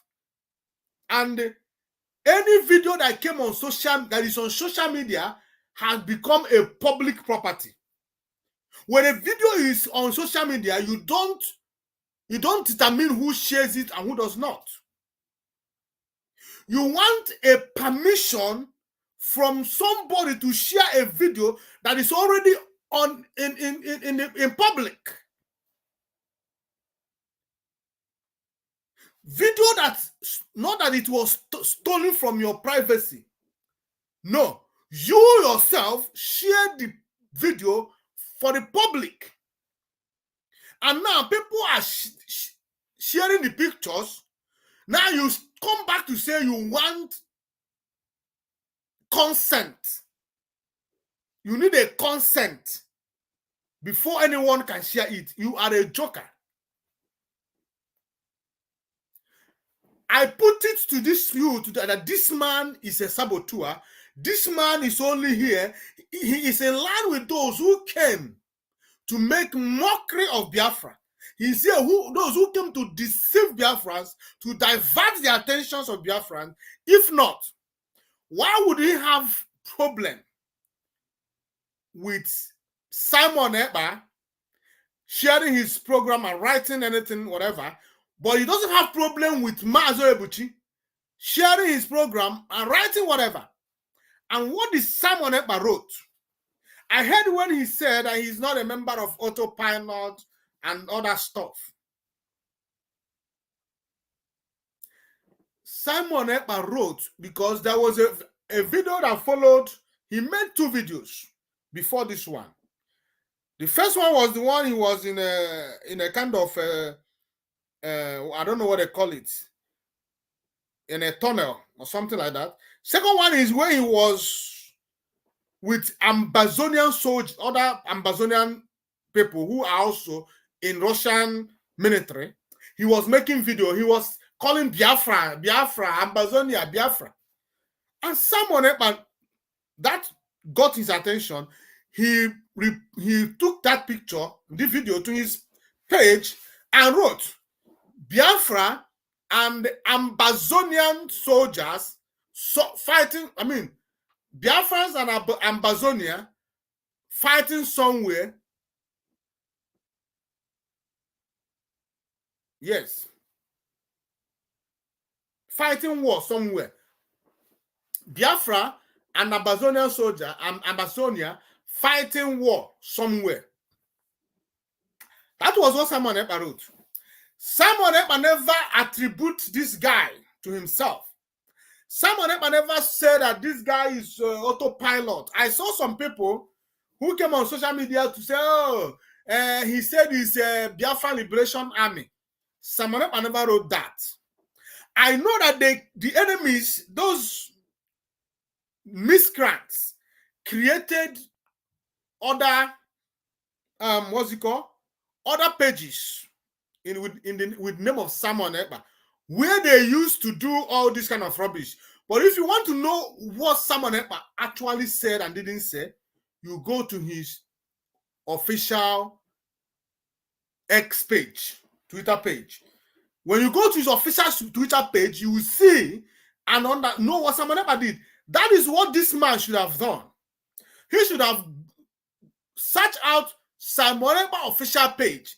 Even as he claimed that he's not in Twitter, he should have asked someone who is in Twitter. But what did he do?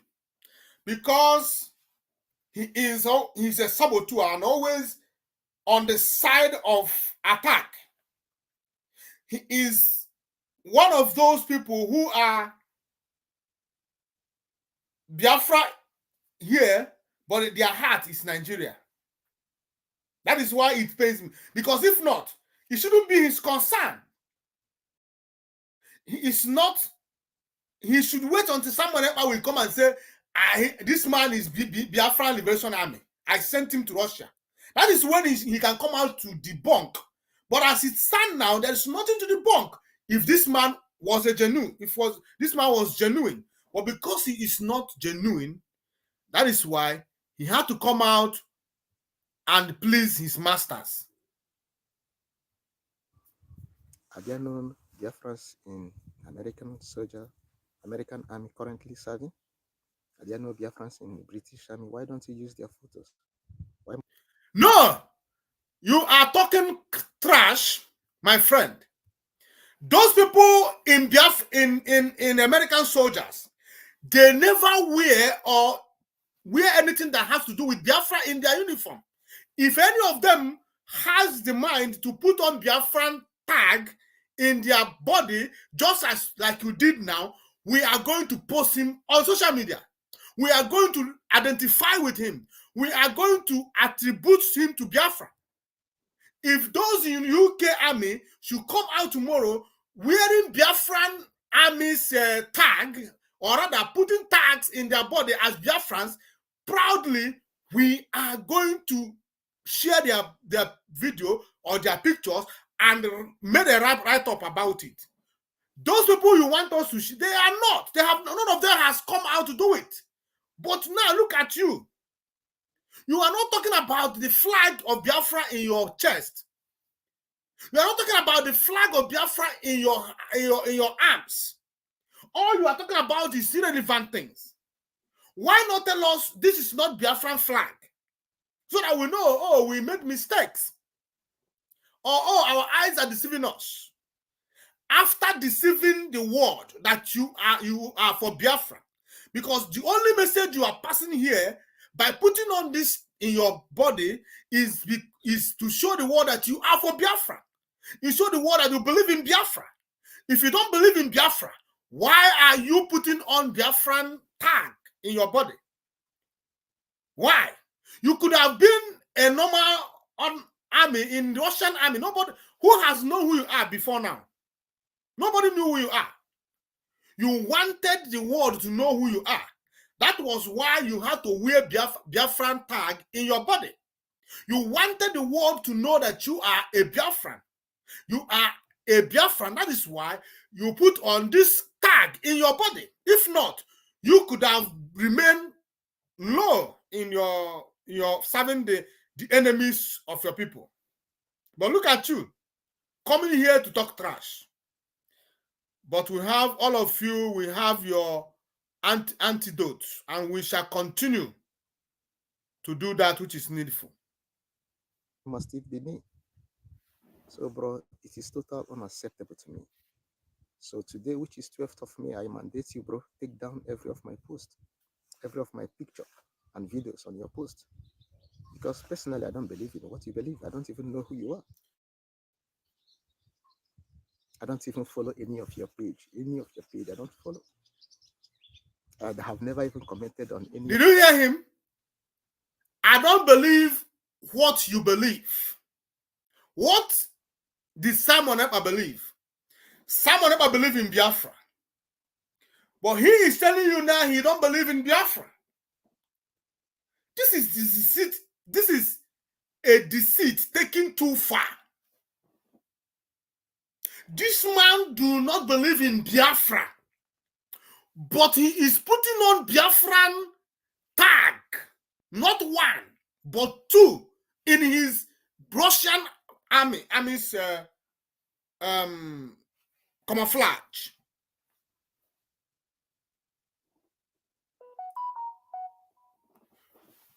You are telling Simon Ekpa to pull down the video that you yourself share. By your own, by yourself, you share this video.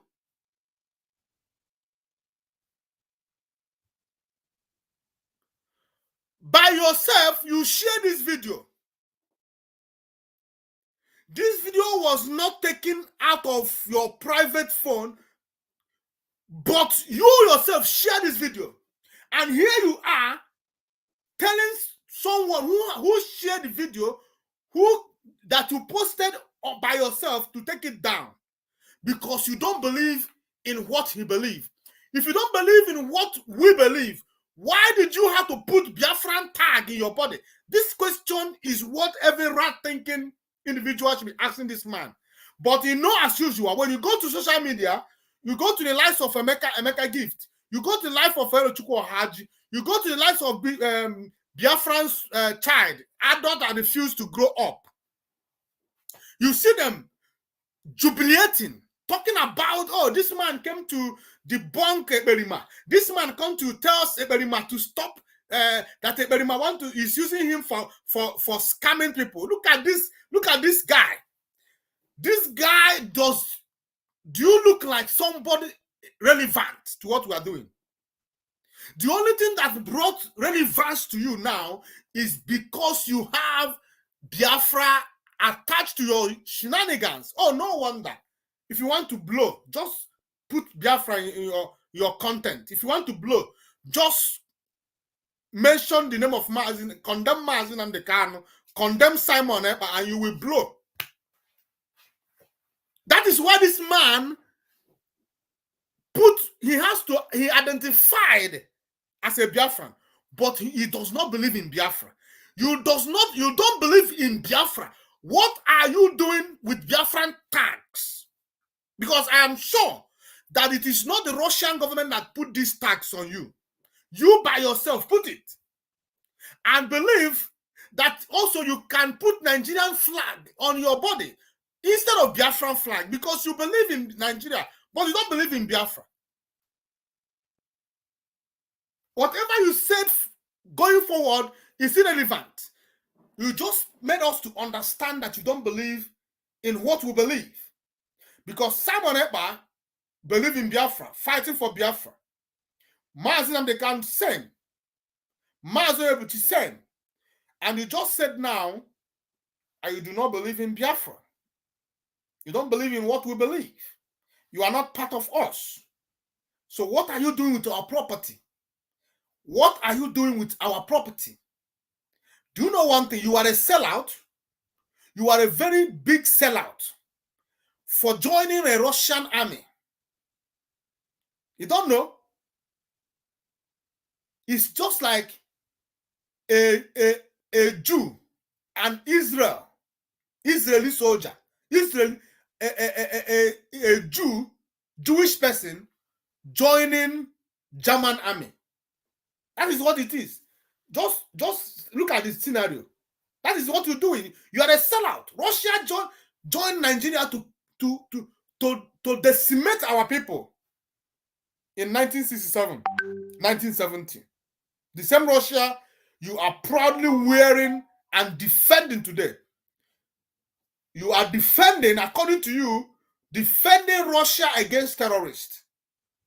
But in your backyard in Idiato, in Imo State province, as you said, terrorists are decimating your people, burning down the houses of your people, taking their lives, and you are defending another people.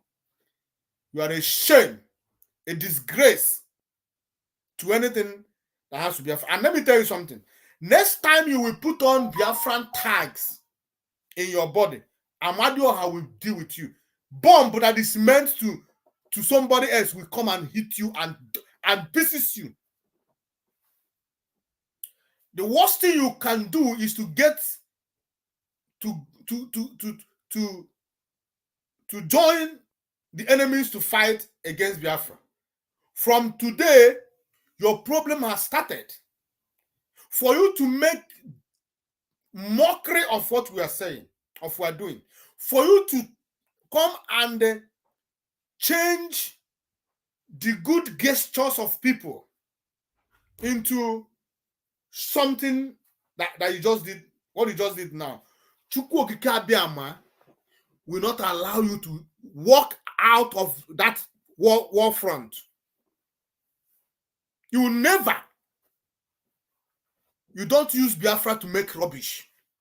Any day you do, you are going to be used as, in fact, nobody will hear about you anymore. You don't believe in what we believe, but you have the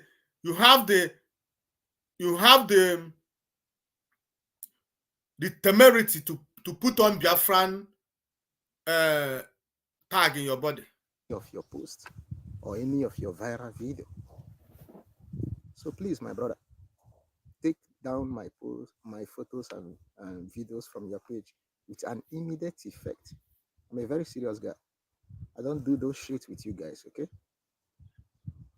Yeah. My second home is Russia, where I'm holding her documents. And there is a need to defend it, and I'm here to defend it. As a proud Biafra.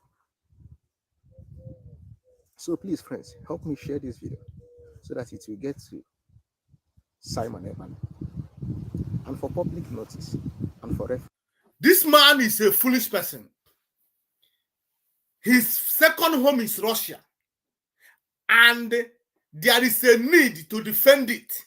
While your first home is going to oblivion. Your first home is going into oblivion, but you see the need to defend your so-called second home. Look at you. Look at how dark you are. And look at Russian people. Does it look like generation to generation, your generation will be accepted into Russia? Your generation cannot even be appointed as a common counselor to head any province or any ward in Russia. But you are paying the price to defend it. But to defend your own is not a problem. And in that your dirty mouth, you said you are a Biafran. With Biafran, those Biafrans are there doing the needful, defending the land. Biafrans are there defending the land against the terrorists.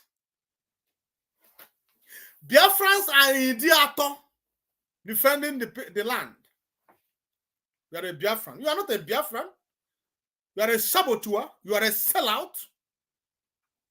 You are only trying to deceive Biafrans to believe that you are part of us. But the truth is that you are not. You can never.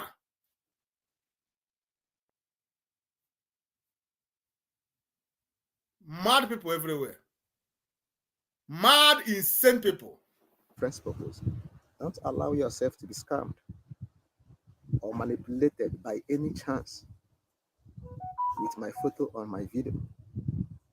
There are so many of my videos that are on Russian social. Look at this idiot. Use your name to scam who? Scam who? Scam who for what? That what happened? Do you hear that someone ever scam anybody? Have anybody come out today? Oh, I was scammed by someone ever before. And if someone ever want to scam Biafrans, it is through you. You that is defending the Russian people. That place you are, does it look like Biafran land? You are in Russia. Defending your masters, your slave masters. And you think that you are relevant because you shared your pictures on social media, because you find yourself wearing Russian army and putting Biafran tag in your body to deceive Biafrans, and now you think you have arrived, and you coming to tell Biafra, don't allow yourself to be scammed. Scammed by who?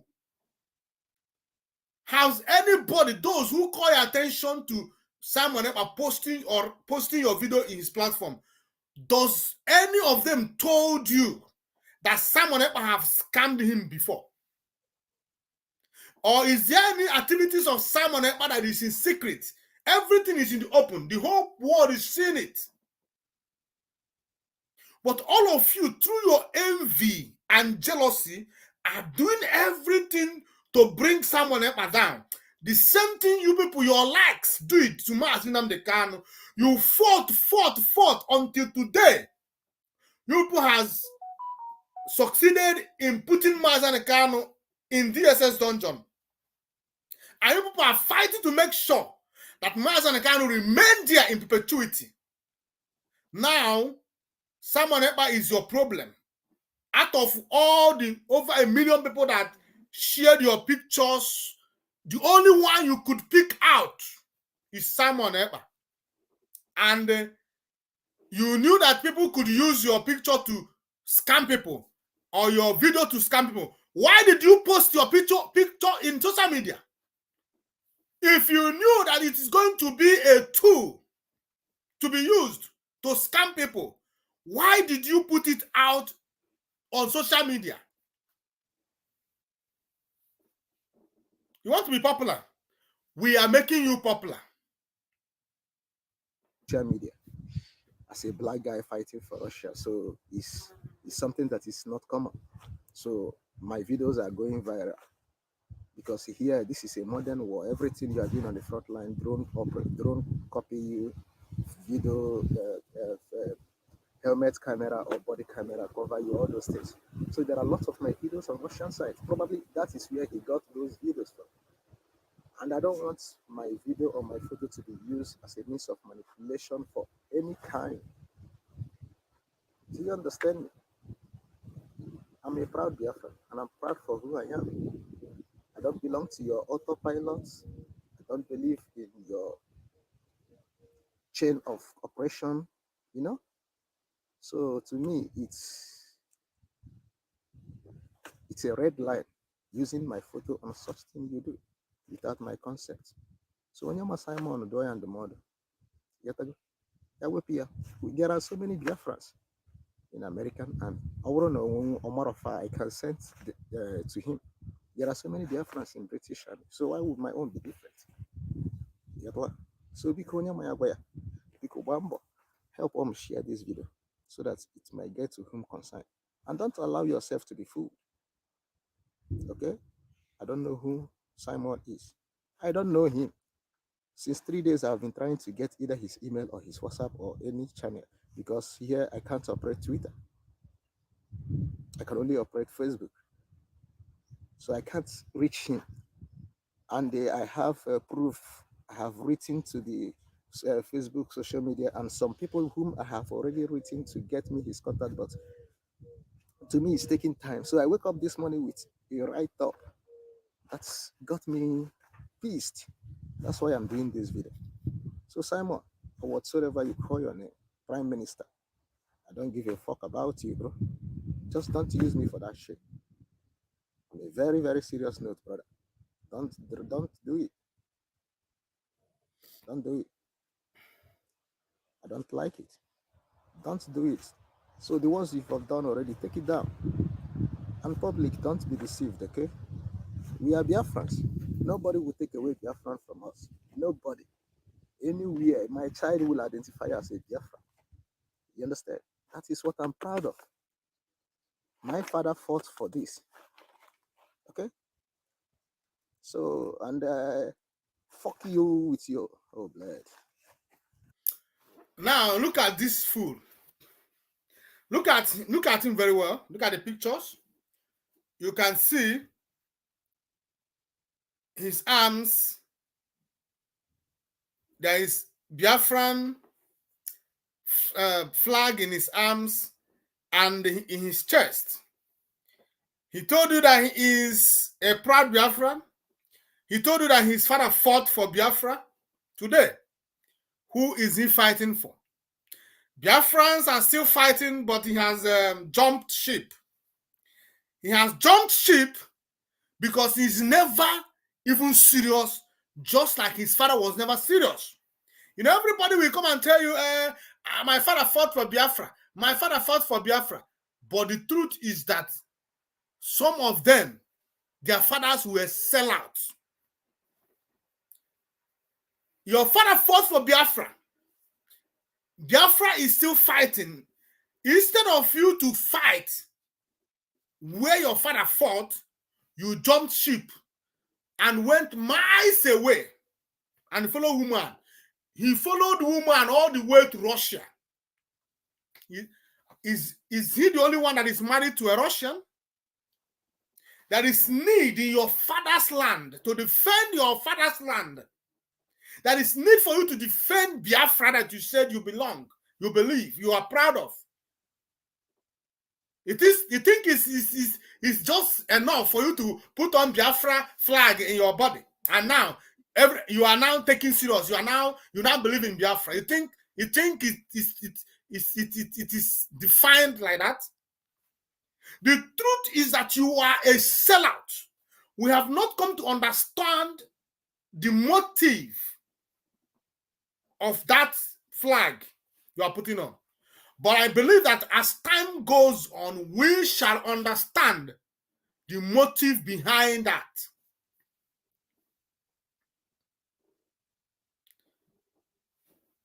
There's nothing that Simon Eppers did or wrote that is contrary, that will warrant your insult and this attack brought on him.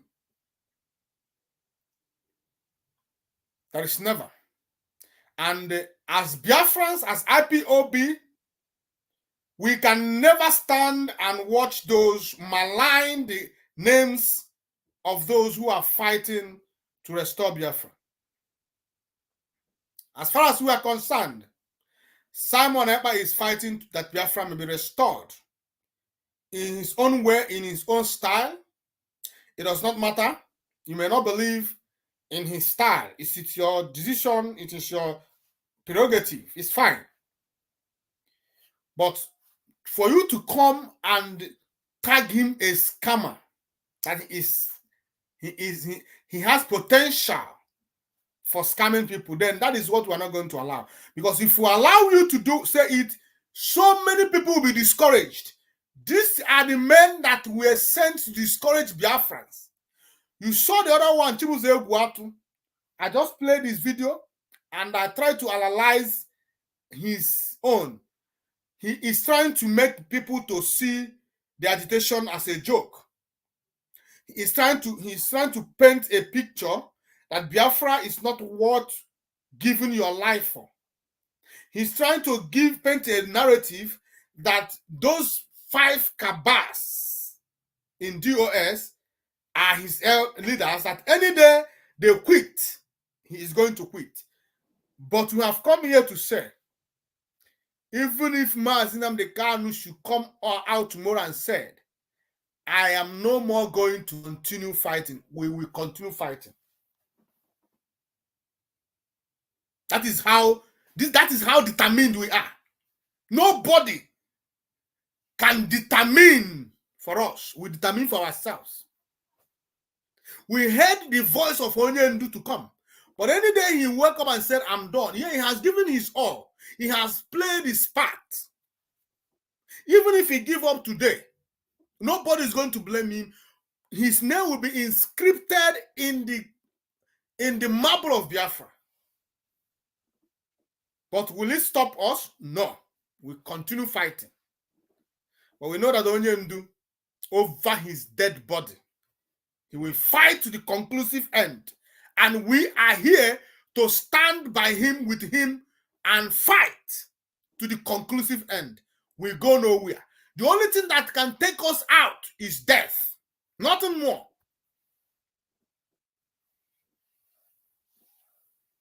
My comrade, my late comrade, Emeka Ogbonna, to the blessed memory, he fought even in sick bed. He was going through pain.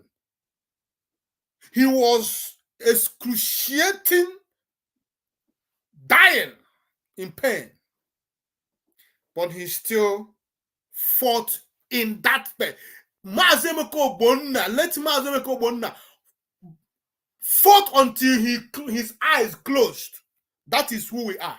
That is the spirit we carry. That is how determined we are. We are not here for anybody. We are here for Biafra. And we are willing to pay any price for freedom. That is it. So, what is his name? This Ikenguru Ago and this man, this unfortunate soldier, who had just come here to display his stupidity and to display his ignorance, is just they are just minor. They cannot destabilize, they cannot distract us. That is why one of the topics said, do not allow yourself distracted. Because there are a lot of them. A lot. They are on the loose. But you must be guided. You must be guided by the spirit of Biafra. So you don't get distracted by all these demons from the pit of hell. As far as we are concerned, Simon Ekpa is fighting for Biafra. And Simon Ekpa is a true and genuine Biafra, fighting to make sure that Biafra is restored. And we are giving him every support necessary, needed for him to succeed.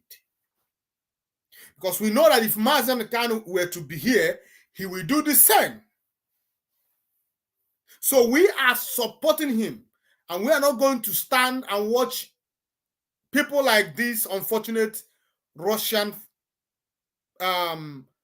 black slave army run him down. It's not possible.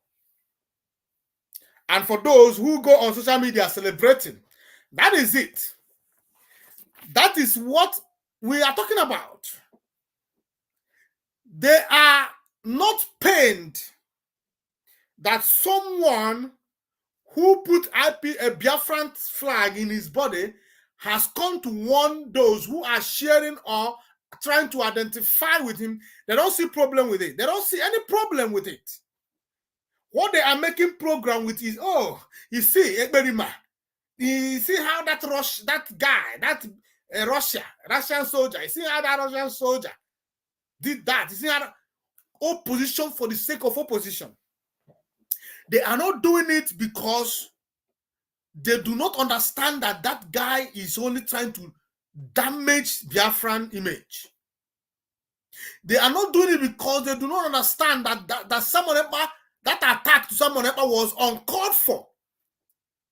That someone did not do anything to warrant that the attack that came to him through that guy. Do you understand now? It's not that they don't know that someone did not do anything, but for the sake of opposition, they join this man to attack Simon Ekpa, to oppose Simon Ekpa, to do damages to Biafran struggle. But you know, Simon Ekpa is a very determined, resolute individual. He's already moved on. This cannot dissuade him. This cannot stop him from doing what he's doing. And we call him to continue. We encourage him to continue. Keep doing what you are doing. Biafrans are behind you. We are supporting you 100% without removing anything until you do that which is going to warrant it. But for now, you have not done anything evil, and we encourage you to continue doing what you are doing. As Biafran Republic government in exile Prime Minister Simon Ekpa, keep doing the good job you are doing. Biafrans are behind you. We IPOB Western Cape Media TV, we are solidly behind you, and we support you, and we pray for you to succeed. Now, like I said, this month, what's it called? This today is what? Today is let me see. Today is 13th May. What is he saying? What is that? This is ringing bell. 13th May. That means 14, 15, 16, 17, 18, 19, 20. In the next 1 week, 7 days, Oyenduma Nnamdi Kanu is appearing before Binta Nyako again. And this time, we are confident that something tangible will happen. Something great news will happen. So I want you to know that whatever you do, have a date with 20th of May. It's going to be a great day. And you know also that this month is our month of remembrance, a month of 30th May. It's also a month that will remember our fallen heroes. So everything is going to be happening this month.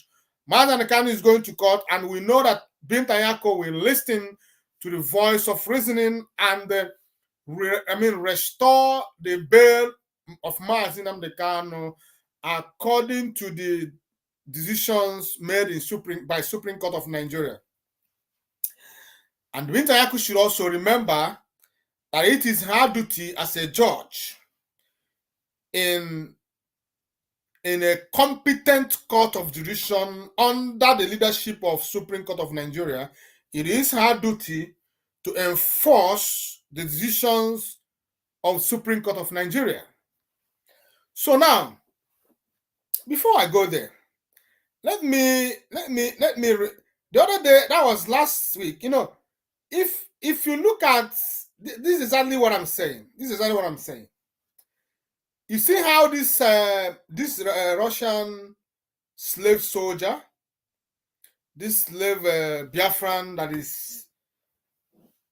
that is fighting in Russia because he's a slave. He's a slave. If you see how the stupidity that he displayed on social media, if you see how it was going viral everywhere, the whole everywhere, even those so-called IPOB Nigeria, those people, those IPOB Nigeria, you see how they are sharing the pictures, how they are analyzing the pictures, how they are writing, and the likes of Olo Chukwu Haji, the likes of Mecca Gift, the life of Biafran child, an adult that refuses to grow old. If you know, when you look at those people, you wonder, why are they not putting the equal energy when it comes to Mazi Nnamdi Kanu? Just the other day on the 9th of May, Mazi Nnamdi Kanu's legal team released an official press release, made an official press release to correct some impression or some misconceptions in the media about Onyendu and the case. None of these people shared the press release in their pages. None of those those media warriors come to social media to read it, you know, to create awareness about it. No, not one, not one. If I'm lying, go to their, you know, what we don't do in this page, in this platform, is to lie. We don't lie. We don't lie here. We don't lie, even if we mistakenly say anything that is not in line, it's just a slip of tongues. But when it comes to lying, we don't. Go to their social medias if you doubt me and check. Let us do the thing. I can assure you that they didn't. But let me, in case you don't know about this press release, I'm going to be reading about it now to you. Now listen, I start now. Press release, 9th May 2024, by Nnamdi Kanu's legal team.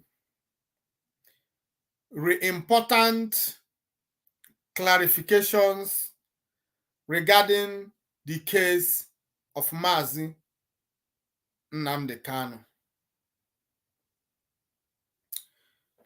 The attention of Nnamdi Kanu's legal team has been drawn to certain misinformations being published about his case in the media.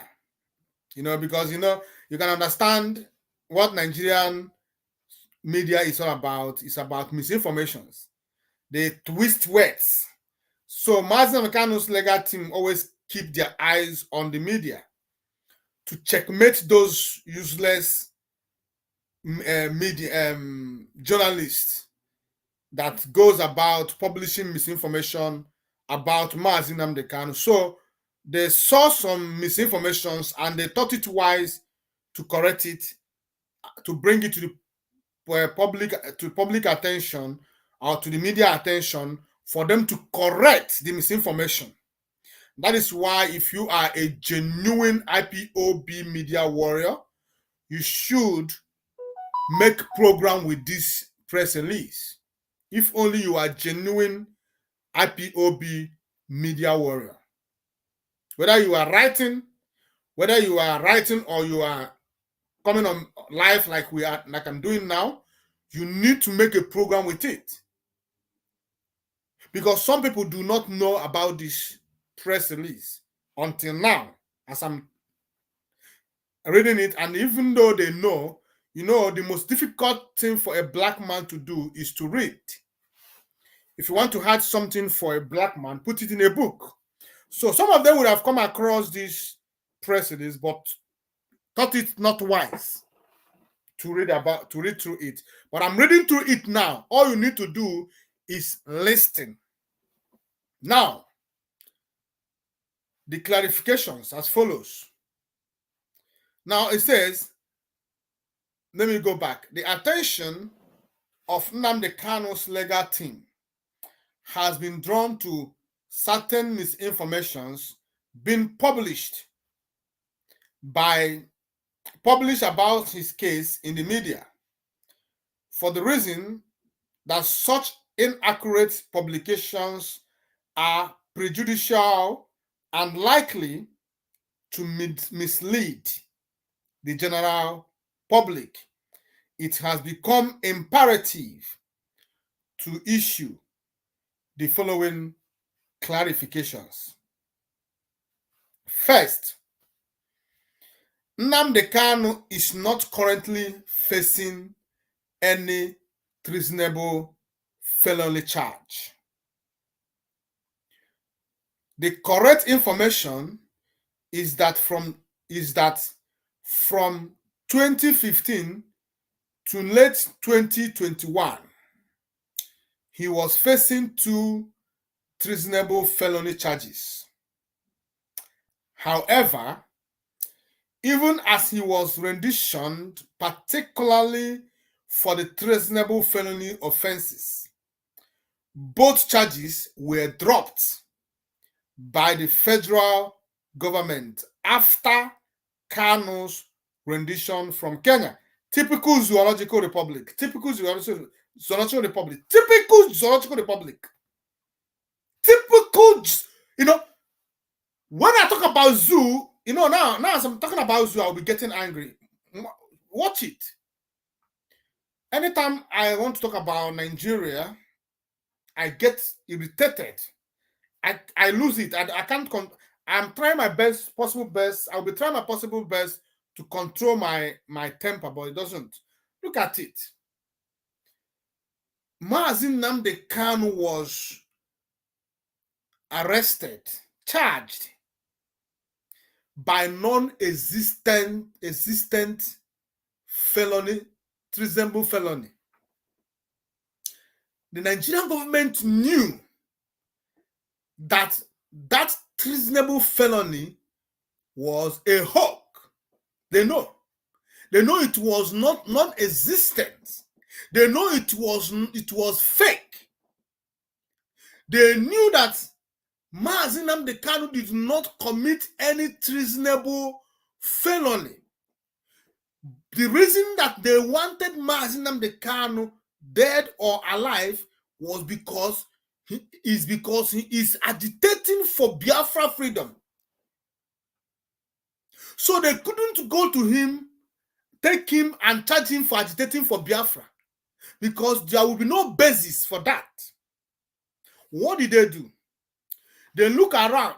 They couldn't see any other charges that could be serious, but treasonable felony.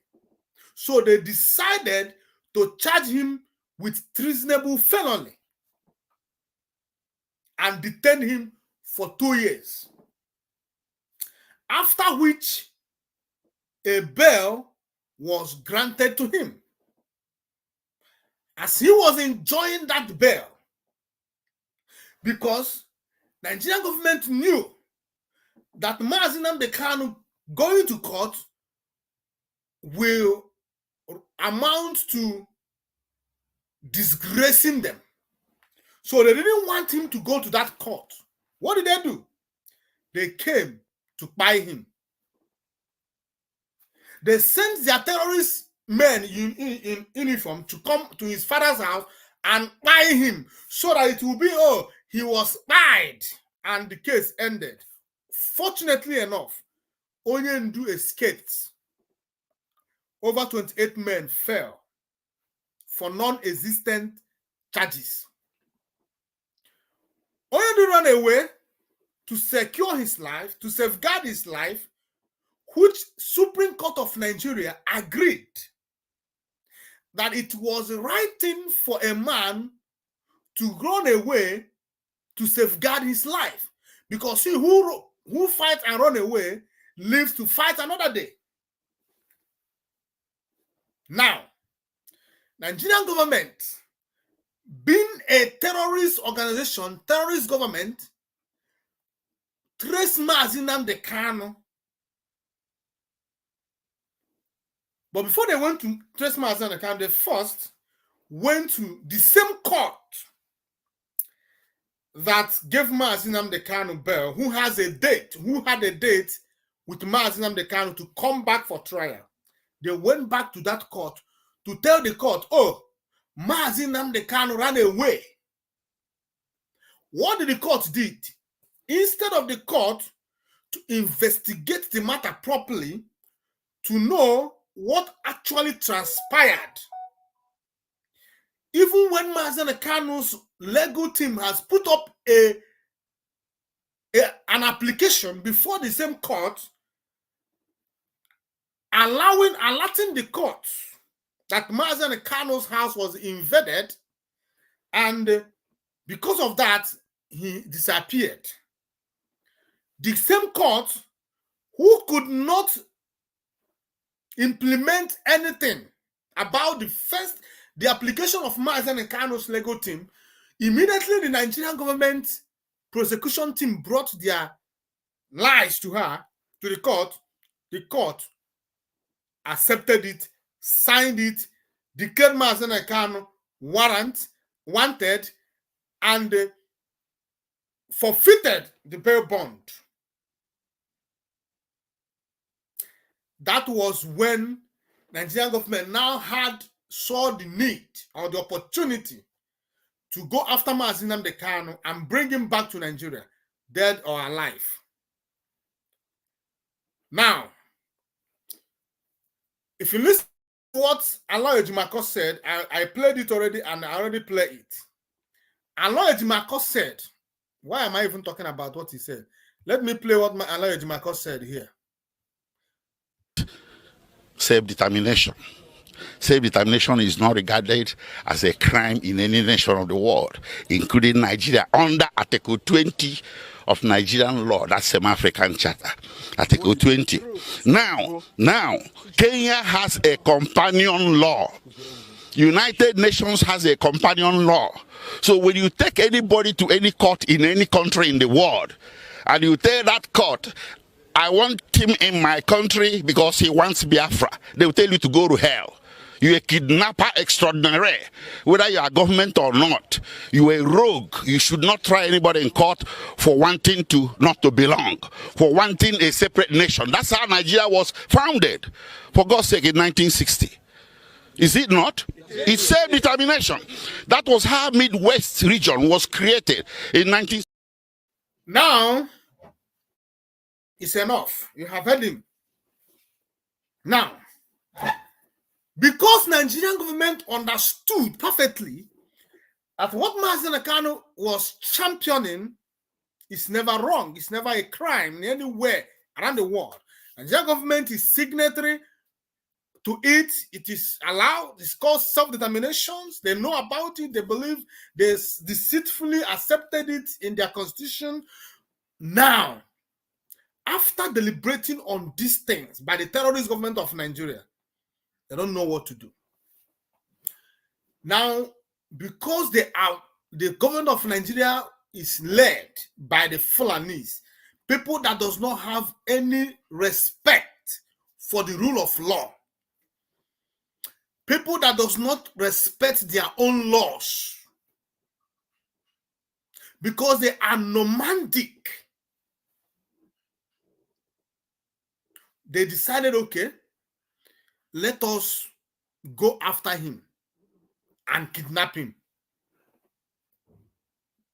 So now, fortunately for them, Mazi Nnamdi Kanu, they traced Mazi Nnamdi Kanu to a country that is also known as a country that is notorious in handing over people, freedom fighters, because Mazen Kanu is not the first person that this same Kenya handed over the freedom fighters who ran to them for safety.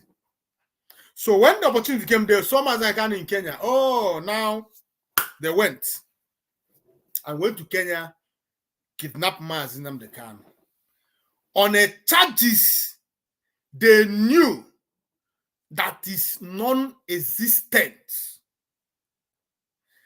Why they were going to kidnap Mazen Kanu, the reason they, according to them, they were going to kidnap Mazen Kanu was to come back and answer to the treasonable felony charges leveled against him by the government of Zoological Republic of Terrorist Nigeria.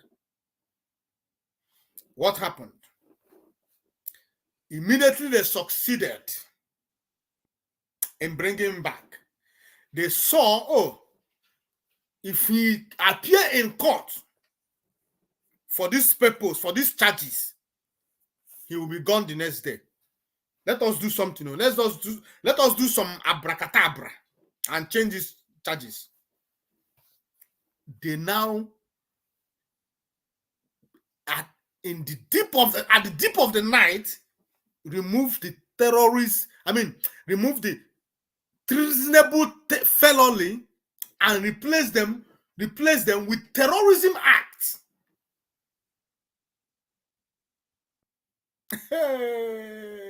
That is what Barasano Edimako said. Immediately they got hold of Mazen Kanu and brought him back to Nigeria.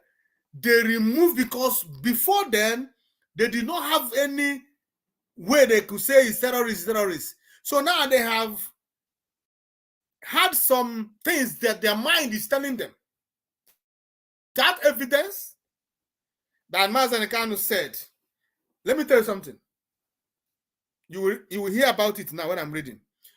What they are accusing Mazen Kanu is not, because they didn't say he committed any physical terrorism. What they are accusing Mazen Kanu is what Mazen Kanu said on Radio Biafra. He said they forgot what Buhari said. The same Buhari under whose name Mazen Kanu was arrested in 2015, kidnapped in 2021, under his own government, is charging someone for what he said. But himself, before he became a president, said worse things, and nobody touched him. Gumi, that is walking up and down today, has come out to speak on behalf of the terrorists. No, not even arrest. But they are charging Mazen Kanu for what he said. But let us continue reading. Now, I will read.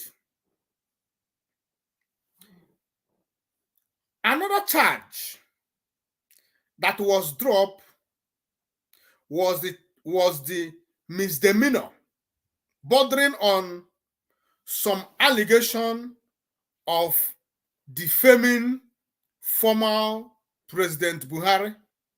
Thus, from 2015 to 2021, Kanu was arrested, detained, charged, prosecuted, nearly killed in Python dance, exiled, disappeared, and infamously renditioned for charges that were later dropped. You know what I was saying here?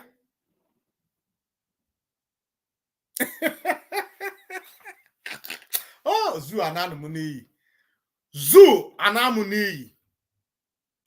For the charges that was later dropped in the name of the Lord. In the name of the Lord. In the name of misdemeanor. In the name of treasonable felony. Mazen Kanu was nearly killed Imagine if Nigeria had succeeded in taking him out. Today, what would they be saying?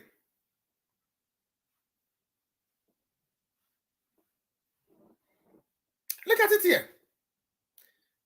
Alo Ejimako, he's such an intelligent person. He knows how to bring things in order and position them perfectly. So when you look at it, you can get the point without much struggling or straining your brain. He brought everything because of this treasonable felony. Nigerian government is not talking about the defamation of Buhari's name anymore. They are not talking about the treasonable felony anymore, but they remove everything and now brought fresh charges, my people, fresh charges. We shall continue. Second, Kanu is at the moment facing charges wholly related to broadcasts alleged to have been made in furtherance of terrorism.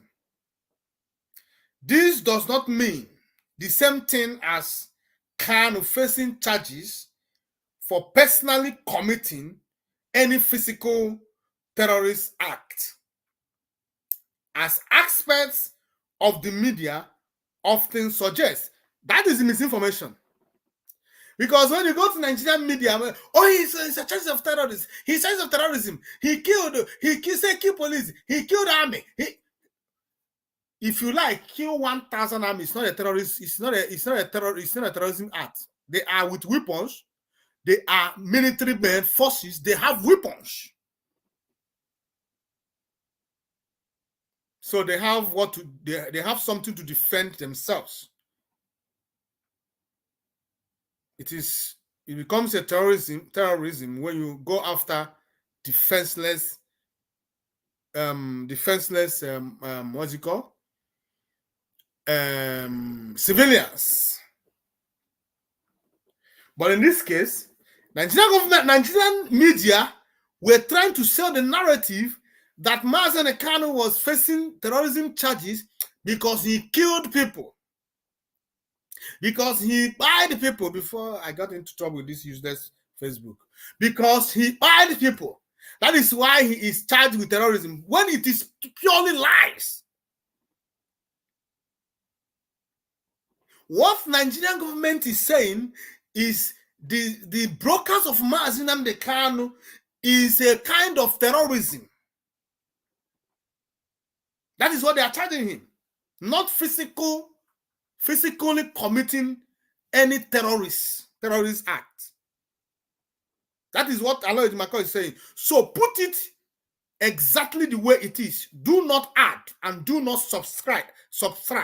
That is what Barrister Alo Ejimako, the legal team of Mazen Ekano, is saying, or rather is trying to explain or sell to these useless Nigerian media journalists who knows nothing.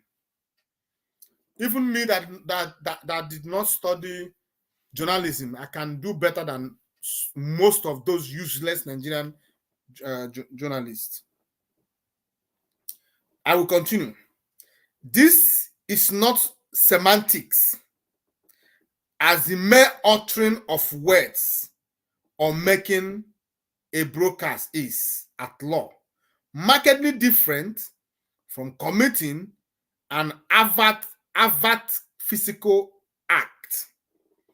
Suffice it to say that this is one of the obscurations that will yet create profound legal complications as Kanu hankers down to defend himself against charges that carry the death penalty. Third, the declaration of IPOB as a terrorist group by the Buhari regime in 2017 was not driven by any evident act of terrorism, but by a discriminatory tendency, which was later declared unconstitutional in a landmark judgment by the High Court in October 2023. It was therefore expected that the present government, being more committed to rule of law as it were, would have, pursuant to this judgment, taken administrative measures to formally deproscribe IPOB on its own volition. Fourth, the judgment of the Supreme Court in December last year unequivocally exonerated Kanu from any notion of having jumped his bail in 2017.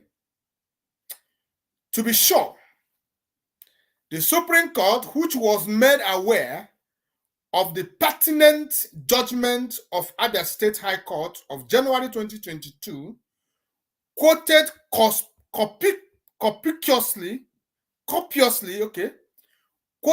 copiously from that judgment in making its ruling that rather than Kanu, it is the federal government that is responsible for Kanu's inevitable flight to exile. For this reason, the Supreme Court held that Kanu's bail should not have been revoked, that the revocation and bench warrants were obtained by deception, and that his extraordinary rendition was a criminal act by agents of Nigerian state. It is therefore a double whammy that those who committed this grave criminal act against Kanu are amongst those detaining him and prosecuting him. Finally, let it be clear that the kernel of this whole case, right from its inception in 2015, was Mazi Nnamdi Kanu's professed commitment to self-determination. In other words, Kanu is possessed of a protected public political opinion. Buhari's government timidly, let me take it again. In other words, Kanu is possessed of a protected political opinion Buhari's government timidly considered criminal and thus sought to suppress it by all means, thus sought to suppress it by means of punishment of some sort. This is exactly the reason the United Nations Human Rights Council had in July 2022 directed for Kanu's unconditional release and discontinuation of his trial. Other international tribunals have also weighed in against trial and continued detention. Thus, as the trial is docketed to proceed apace, it remains to be seen if Nigeria will ultimately succeed in insulating itself from its treaty obligation. Accordingly, we hereby urge the esteemed members of the media to be guided by their verifiable facts. I mean, by these verifiable facts in their future publications regarding this case. Signed, Aloy Ejimako, Esquire, for Mazi Nnamdi Kanu Lego team. My people, if you listen to it, to the press release by Barrister Aloy Ejimako, you will agree with me that everything he wrote was in order. In a very order. Like I said before, Mazi Nnamdi Kanu was not being chased or punished by a crime that he committed. The only reason he is being chased and persecuted is to quell, to subdue his right to self-determination. And the Nigerian government and the world understood that Mazi Nnamdi Kanu has committed no crime known to law, not anywhere in this world. They knew. And that is why the UN has come out to call Nigerian government to release Mazi Nnamdi Kanu and allow the man to go. Same thing, other international tribunals, they have said the same thing. They have advised Nigerian government to obey their treaties. American government has come out the other day to do the same thing. The Interpol has come out the other day to remove themselves from anything that has to do with criminality, which the Nigerian government is supervising. Now, Supreme Court of Nigeria have told Binta Nyako, Nigerian government, and those who kidnapped Mazi Nnamdi Kanu that Mazi Nnamdi Kanu's bail shouldn't have been revoked. Therefore, it must be restored back. We believe that mistakenly or deceitfully, that bail was revoked in the first place. Now we have come to you that you have come to know the truth. You have to do what? Restore the bail. That was the judgment of the Supreme Court of Nigeria. And as it stands, it is Binta Nyako's duty to make sure that the Supreme Court of Nigeria's rulings are enforced. She enforced the trial of Mazi Nnamdi Kanu according to the rulings of the Supreme Court of Nigeria, but she's not willing to enforce the restoration of his bail. Who is deceiving who? This is where we got Binta Nyako in the bad junction. We want Binta Nyako to come out and explain to us why is it difficult for her to restore the bail of Mazi Nnamdi Kanu. Why is it that they are begging her to do so? Why is it easier for her to accept to subject Onyendu to trial according to the according to judgment of the Supreme Court of Nigeria, but the same judgment told her that it is unnecessary in the first place revoking the bail of Mazi Nnamdi Kanu. In other words, it is wrong to revoke that bail. And when it is wrong, it is wrong. And what do you do when things are wrong? You make them what? Right. If you have the capacity. Now, Binta Nyako have the capacity to make things right again by restoring the bail of Mazi Nnamdi Kanu. I don't care what Nigerian government want to do, but the judgment of Supreme Court is restore the bail of Mazi Nnamdi Kanu because it was revoked in error in the first place. That is what all we're asking and expecting Binta Nyako to do in 20th of May 2024. We don't want him to send her to send Mazi Kanu to any prison. We don't want her to send Mazi Kanu to any Kuje prison. We don't want her to subject Mazi Kanu under any house arrest. Never. It's not what we're asking for. Because he was enjoying his bail before the Nigerian government came to assassinate him. And you people, the Supreme Court of Nigeria, agreed that he did the right thing by going to exile. Even when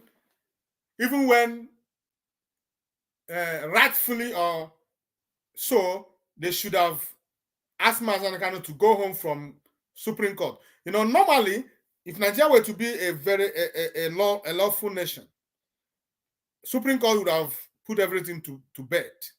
Supreme Court has finished this case. As it stands, there's no case. The trial is just going to be a shambolic trial. Just a waste of resources, a waste of time. Because Supreme Court have finished this case. They would have asked Mazi Kanu to go home that day. But because they are afraid, those justices, they were afraid of if they free Mazi Kanu. The only brave ones were the appeal court justices. They are the only ones that were brave. They were the brave ones. That was why they discharged Mazi Kanu and they forbade Nigeria from charging him further. But what did the Supreme Court do? Supreme Court could not have the same tempo. They didn't have the same tempo. They were afraid, they were scared, they were cowards. So they indirectly made a pronouncement that favors or rather bordering on freedom of Mazi Kanu. So now, why is Binta Nyako still holding Mazi Kanu? This is the question that Binta Nyako herself could not answer, but we know the reason. The secret that the answer is that Binta Nyako entered into agreement with former government of Nigeria in order for her to protect her family, she has to convict Mazi Kanu. So, and she is determined to keep this record. And this current government know about it. This current government is aware. So, if they are using all these things to work on Binta Nyako. But like you have come out to say, listen, we will not allow you to use Mazi Kanu as a bait, as a pawn, never. Whatever you do, you should face the music. Let your husband and your son face their music. You can't use the blood of or the life of an innocent man to pay for your crime and criminality.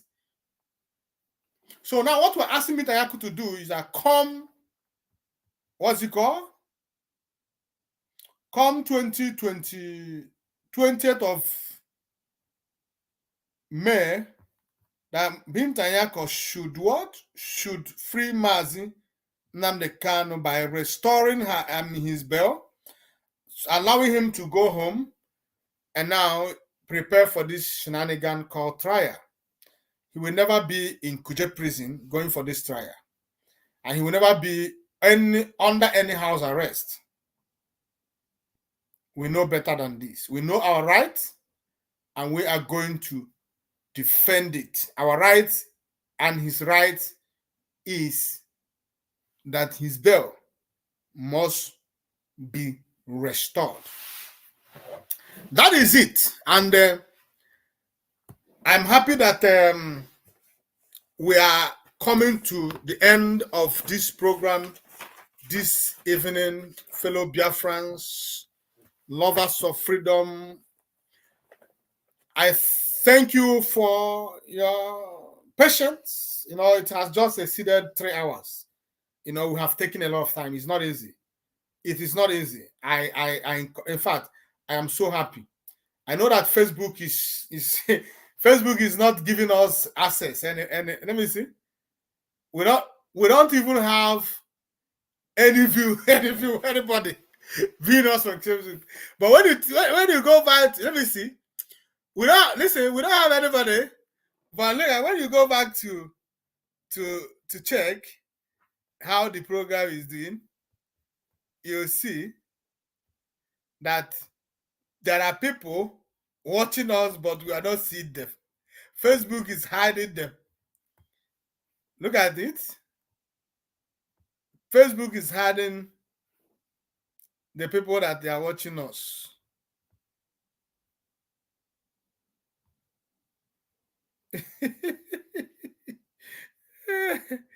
Facebook is a very useless people. They are hiding it. Look at it. How many people? But you can't see them here. We have people watching us on X and YouTube. And we encourage them to continue. We have people watching us on YouTube and on X.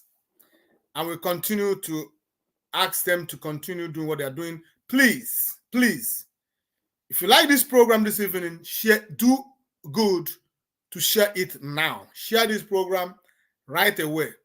We'll be coming to the end of this program this evening. And I want you to remember that on the 30th of May,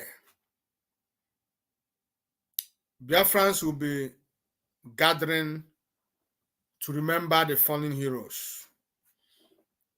So I want you to make it a date so that on that day, on 30th, you'll be among those who will join in remembering those who has fallen. But this time around, we remember those who are fallen and those who has not fallen. We remember those in prison, those that are incarcerated as well. All of us are heroes. So on that day, we must remember to converge. If you don't have any IPOB family, look for one and make sure you identify with them that day. It's very, very important, very, very necessary. So I thank you for your patience and for your contribution. I thank you for your time. And like I would say always, we appreciate it. We love you, and we continue to do our best to give you the best. We don't want you to just come and waste your data for rubbish. Anytime you join us here, I want you to be worth your time. You know, anytime you join us, I want you to be happy that you joined. So set your notification because we're coming live again. Maybe tomorrow, and maybe no, not tomorrow. I have a meeting to attend tomorrow, so it may be after next. But I don't know yet. But we may be streaming the meeting live tomorrow because we're having meeting tomorrow, and we may be streaming it live, but not yet sure, not yet certain about it. But if it is, you will see it. Just put on your notification, and so that whenever we come live, you will know. You understand it? But watch out for tomorrow. We may be streaming our meeting live because we're having an executive meeting tomorrow here in Western Cape IPOB. So let us all, if you are watching me and you are part of IPOB Western Cape, tomorrow we have meeting. This meeting is open for every IPOB Western Cape family member, whether you are executive, whether you are a family member, anything you are, as long as you identify as IPOB, make sure you join us in Cape Town, Metland. That is where we gather. So I thank you for your patience. I thank you for your time. From me, from here, it is good night, Umu Chineke.